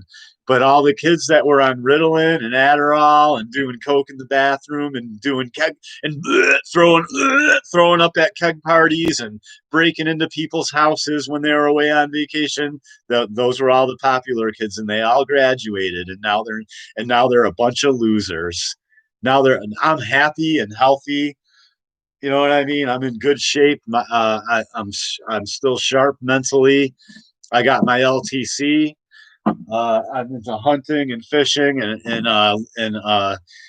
you know what I mean? I'm a man of God, basically, and they're all on drugs and destroyed. Oh, you hear about so and so's wife? Yeah, she died on a. He didn't. Yeah, so and so didn't even know she was doing heroin, and he came home from work. He works at UPS, and he came home from work, and she's dead. She was dead. She was dead on the floor. Died of a heroin overdose. That's all the pop. That's what I hear about the pop. Oh, remember Tammy? Oh yeah, yeah, she was so cool. Yep, died of a cocaine. Had a heart attack. Died doing cocaine.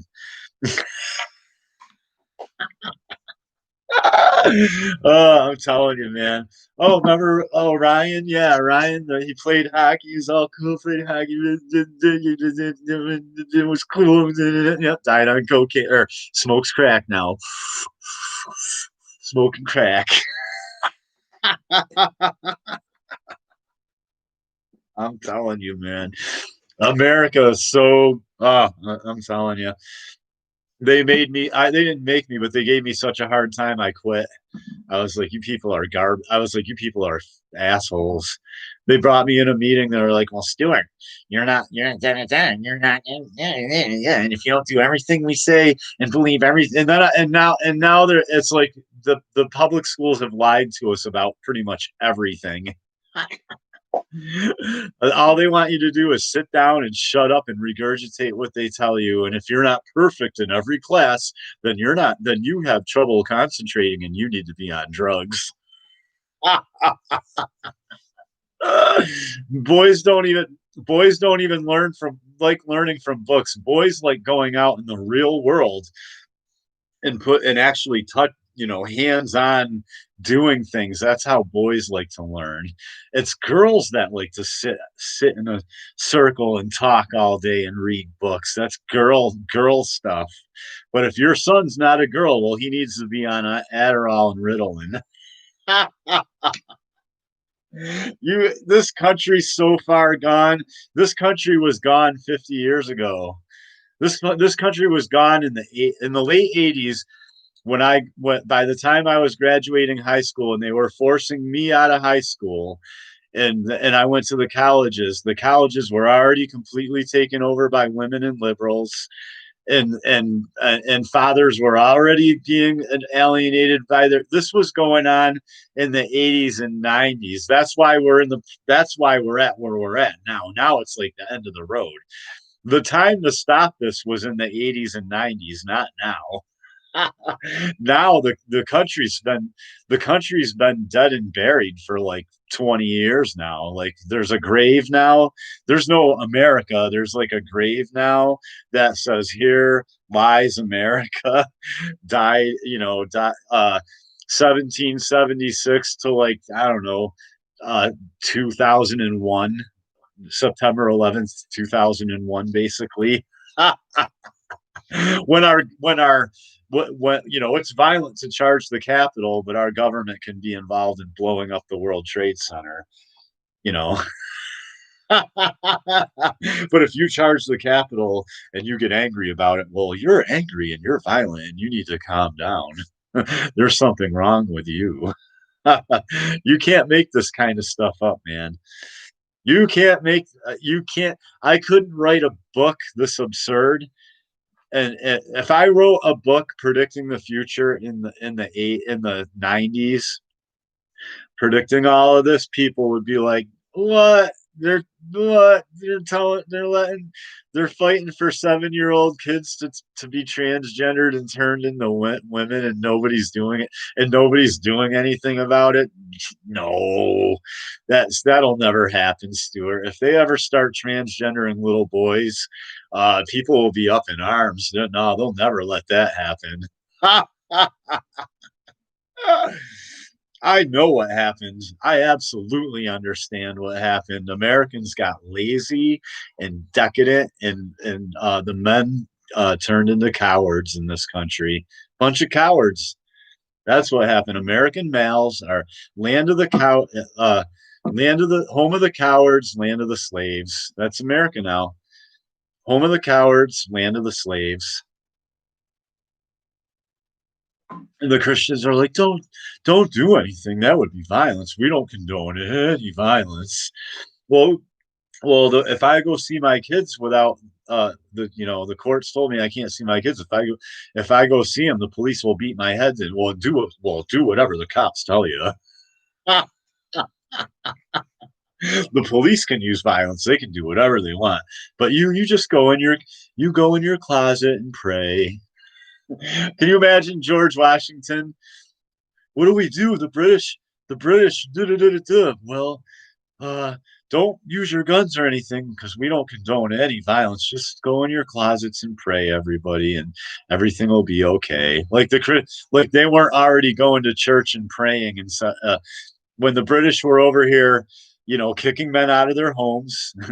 That's what the British were pretty much doing what the police do now, kicking men out of their own homes. They go in. I can show you videos now where police will come in with a judge with no warrant, and the guy's like, "Hey, you have no warrant. Hey, whatever." They just push him out of the way, and walk right by him. Search his property, no warrant, for a family court judge or a divorce court judge. Trump was too loud, too crazy. He came out attacking everyone in small. He came out attacking all the people. He was too loud and too crazy, coming out attacking all the government that traffics children and traffics drugs. I don't know what you mean. Trump didn't do enough. What are you talking about? I think Trump didn't do enough. Is the gut once again? We got to rehash the whole how Americans have a 2-minute memory span. We're in big trouble. Once again, the government traffics drugs on record with the military. All the time they're finding military planes full of drugs. It was in the news not too long ago in central, no. The government on record is transgendering children. The schools are the Department of Education runs the public schools. That's the government.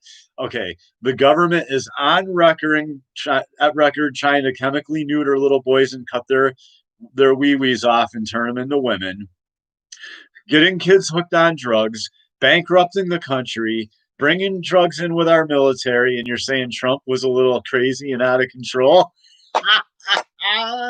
So what should we do then? I'll ask you, what should we do about everything I just said? What should we do about it? Nothing.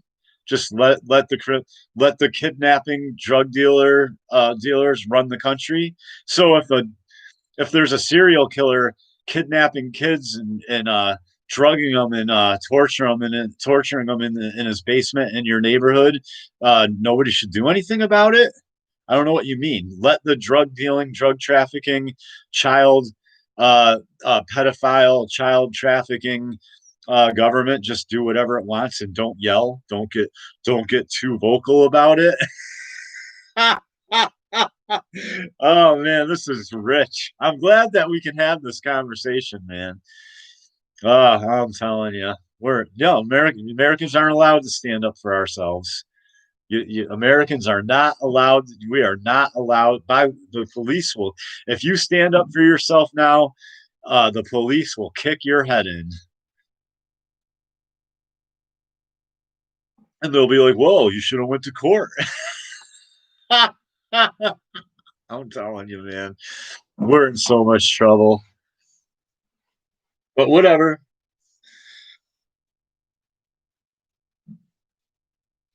I've been on here for 2 hours now. I've had 4 viewers. I've said plenty. I'm gonna be I'm gonna I'm working on these pages digitally, and I'm gonna be launching. I got 1 page left. I want 5 pages done before I start my campaign. I have 1 page left. I'm sketching it out now, and I'm also touching these up. I have projects. I have secret projects that I don't even talk about on here because of cancel culture, and I don't know if if these I don't know how fake, like I don't know how fake the comic industry is. It could be as bad as Hollywood. Uh, I mean, nobody wants to talk about the Satanists in Hollywood hanging around with Marina Andromovic, that satanic artist, having like cannibal wannabe parties where they're eating human effigies of themselves, and having models stick their head, having like people stick their heads through the center of their, these are Hollywood stars, having people stick their heads through the center of the table, making it look like there's a severed head on the table. Like these are like satanic cannibal wannabe parties, like wannabe cannibals in Hollywood.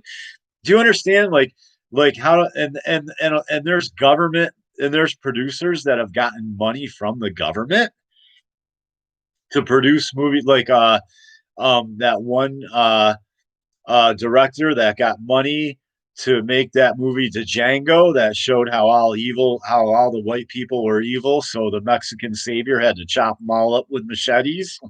Okay, so the government's tied in with Hollywood, which is full of wannabe cannibals eating human effigies and hanging around with satanic artists, like bathing in blood and stuff like that. Are you kidding me? How come I don't hear anybody in the comic industry talking about the conservatives? Like how deep does that go? Do I got to sell my soul to Satan to be famous in this country? Do I got to sell my?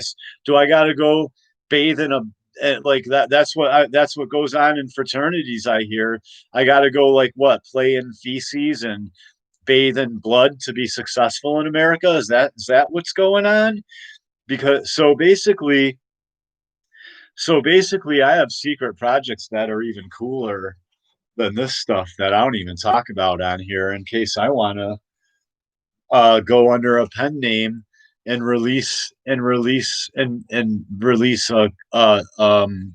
comic book secretly that nobody knows it's me, so I can take all the money from the people that hate me for being a good guy.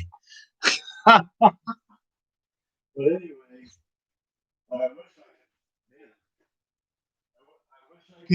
I wish I could even show you some of the secret stuff that I work on that I haven't even. Some of it, I'm telling you, some of it's even cooler than the stuff that I show you on here. But I have backup plans in case the big name artists are part of the satanic uh, elite that are doing all this to this country, and they can go to Indiegogo or Kickstarter and tell them to blacklist my comic book. And then I'm like, huh, why isn't my comic book getting any support? Oh, because when people search for it, it doesn't come up. That's why. Because Indiegogo doesn't want to let you through because you didn't bathe in a bathtub full of blood or something. Who the hell knows? Who knows what you got to do in this country? So I have some secret projects too that I'm working on the side, but generally I'm making all the pages I have done look even more badass digitally with the new Wacom here. If you didn't see it, here's my new Wacom. $1,300 for that baby. But so I better take good care of it.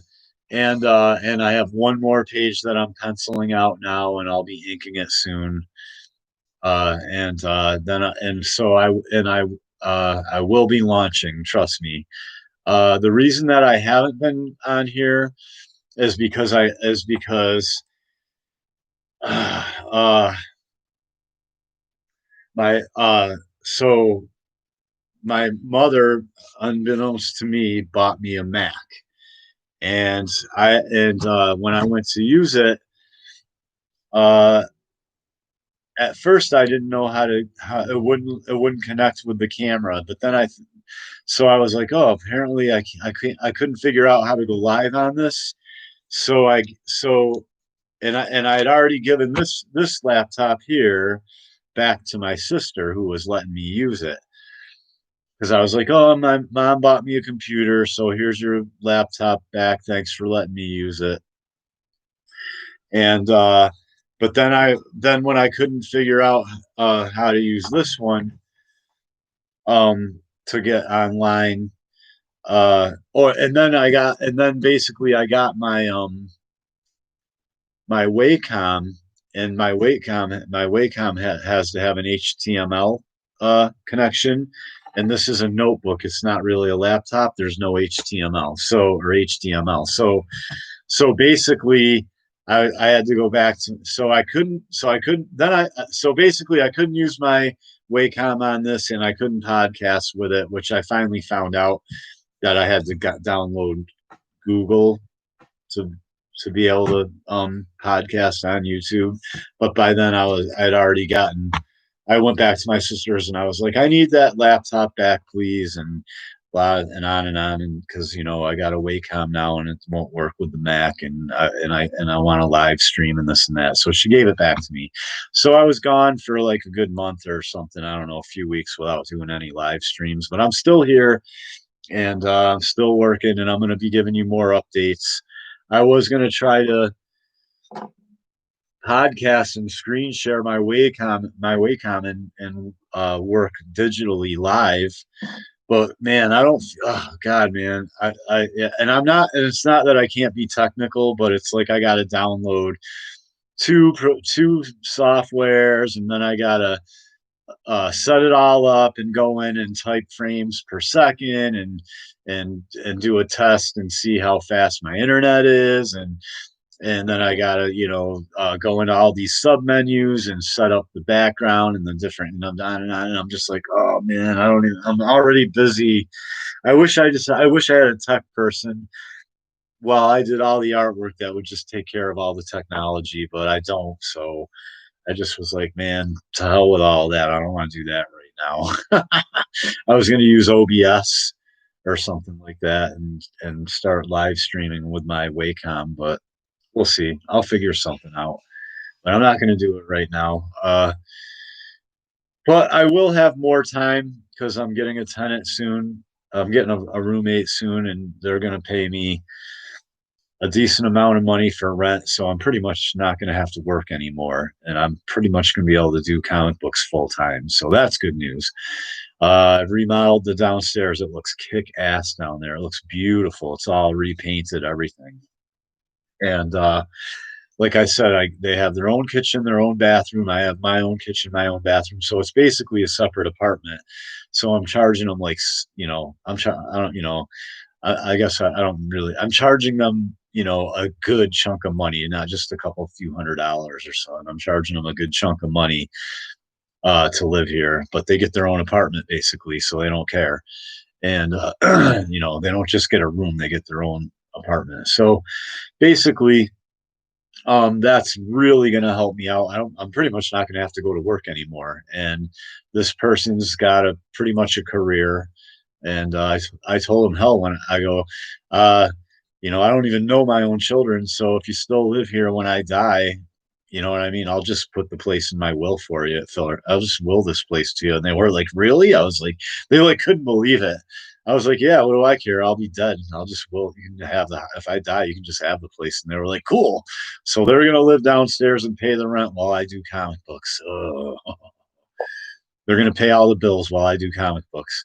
So anyway, it's over 2 hours now. Thanks for the thumbs up. Thanks for your support. Hey, um, uh, this is Kingdom Comics. Until next time.